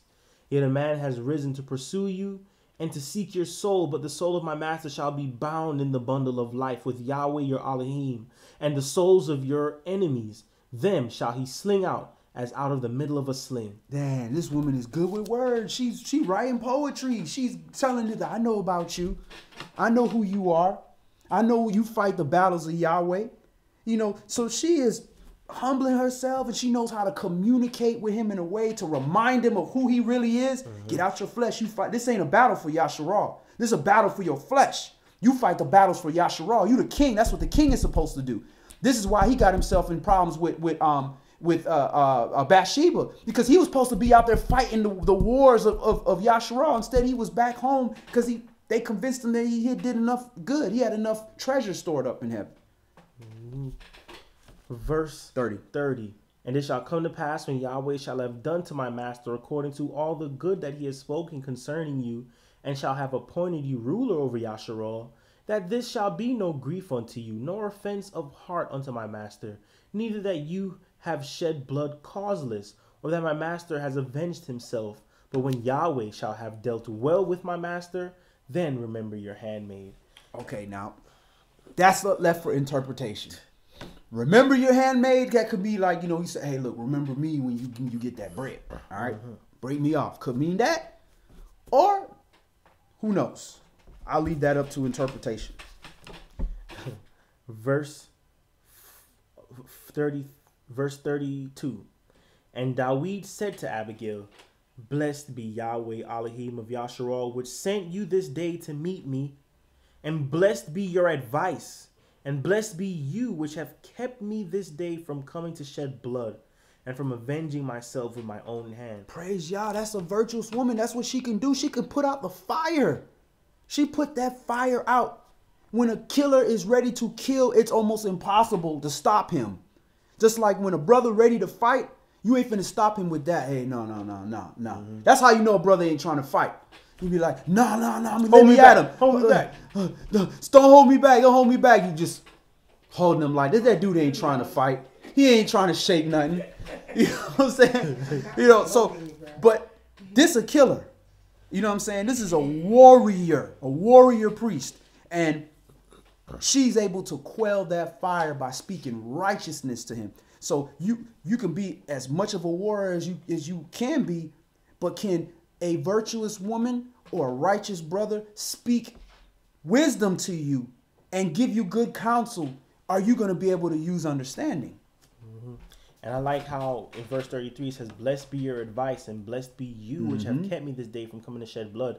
It reminds me of that Proverbs we read, let wisdom and understanding be as a sister and a near kinswoman.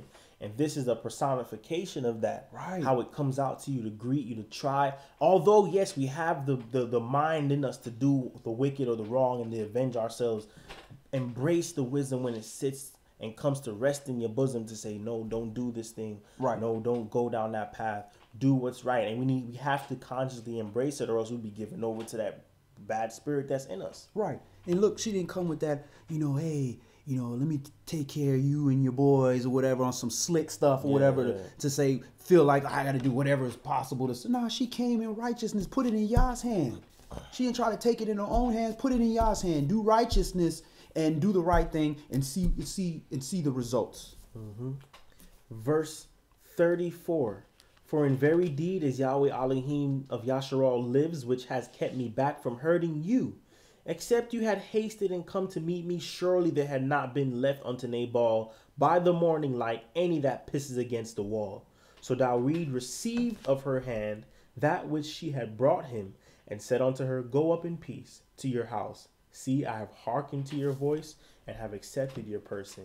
And Abigail came to Nabal, and behold, he held a feast in his house. So this dude, instead of doing a righteous deed, decided to hold a feast, throw a party. Like, I did some wickedness. Let's party. Let's celebrate.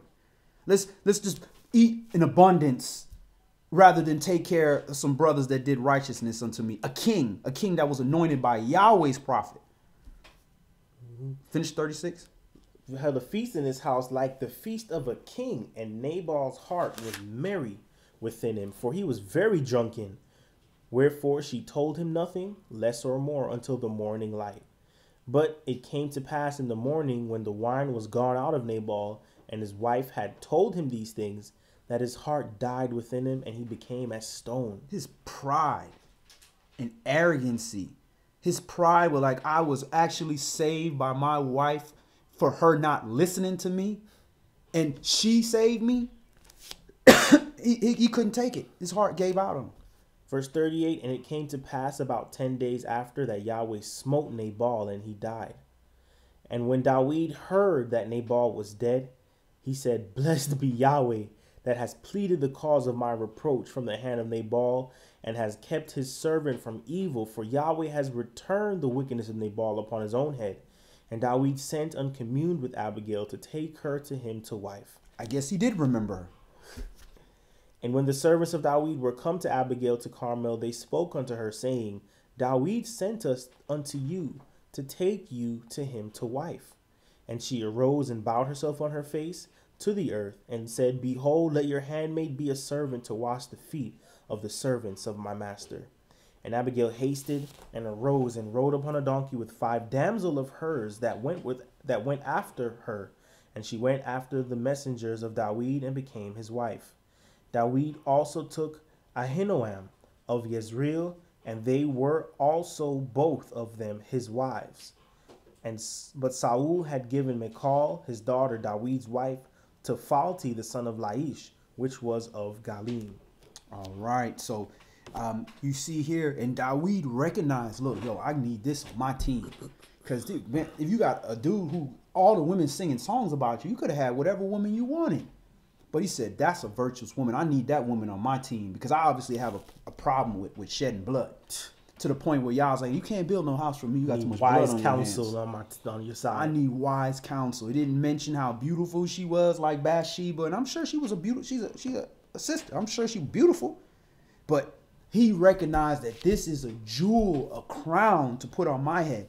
Let me come deal with this woman. And he could have dealt with her right there and said, look, I'm gonna kill your husband. Come with us. He's a fool. But David kept the law. He said, nah. All right. And he left him on his way. And when he heard the news, I guess Yahweh said she mine, because she dead.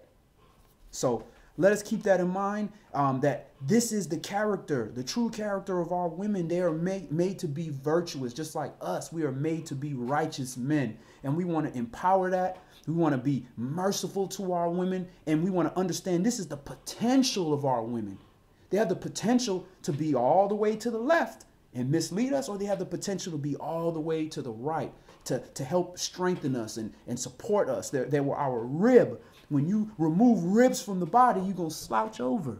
Mm-hmm. But when you put those ribs back in, it allows you to be yashar, upright. So that's what the woman is supposed to do, to protect us and keep us upright.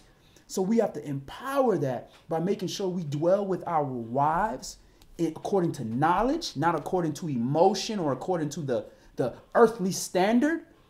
And we have to make sure our women are understanding the great power that they hold in with their hands to change a whole course of history in a man by something as small as just giving him wise counsel when he's about to blow up and destroy something, and feeling justified in that. So let us all encompass that same spirit of virtuousness and righteousness, and let's build our nation up. So that's all we're going to do today. Any last questions or comments before we close in prayer? All right. Let's go ahead and end in prayer. Again, all brothers remove their head coverings. We remove our head coverings when we pray, or if we have somebody who is a prophet who is going to prophesy. All sisters pray with their heads covered, and we face the east towards Jerusalem, where our temple was and where our temple in Yeshua HaMashiach, Christ, shall return. Brother Jonathan, can you go ahead and close us out in prayer, please? Heavenly Father, Yahweh, we're so thankful, Yahweh, for this opportunity to gather together, to lift up your name and to praise your Shem, O Yah. for all the great and wonderful things you've done to and through us, throughout all our generations, oh Yah. We pray, Yahweh, your precedence continues to preside over us, Yahweh. Your providence continues to protect us, Yahweh, from all harm, oh Yah, and put in our minds and in our hearts the spirits of righteousness and the covering spirits that lead us in the way that we should go, Yahweh. Understanding and wisdom, Yahweh. Help us to manifest those things for ourselves and be a light unto others as well, Yahweh. In the name of Yahshua we pray. Amen.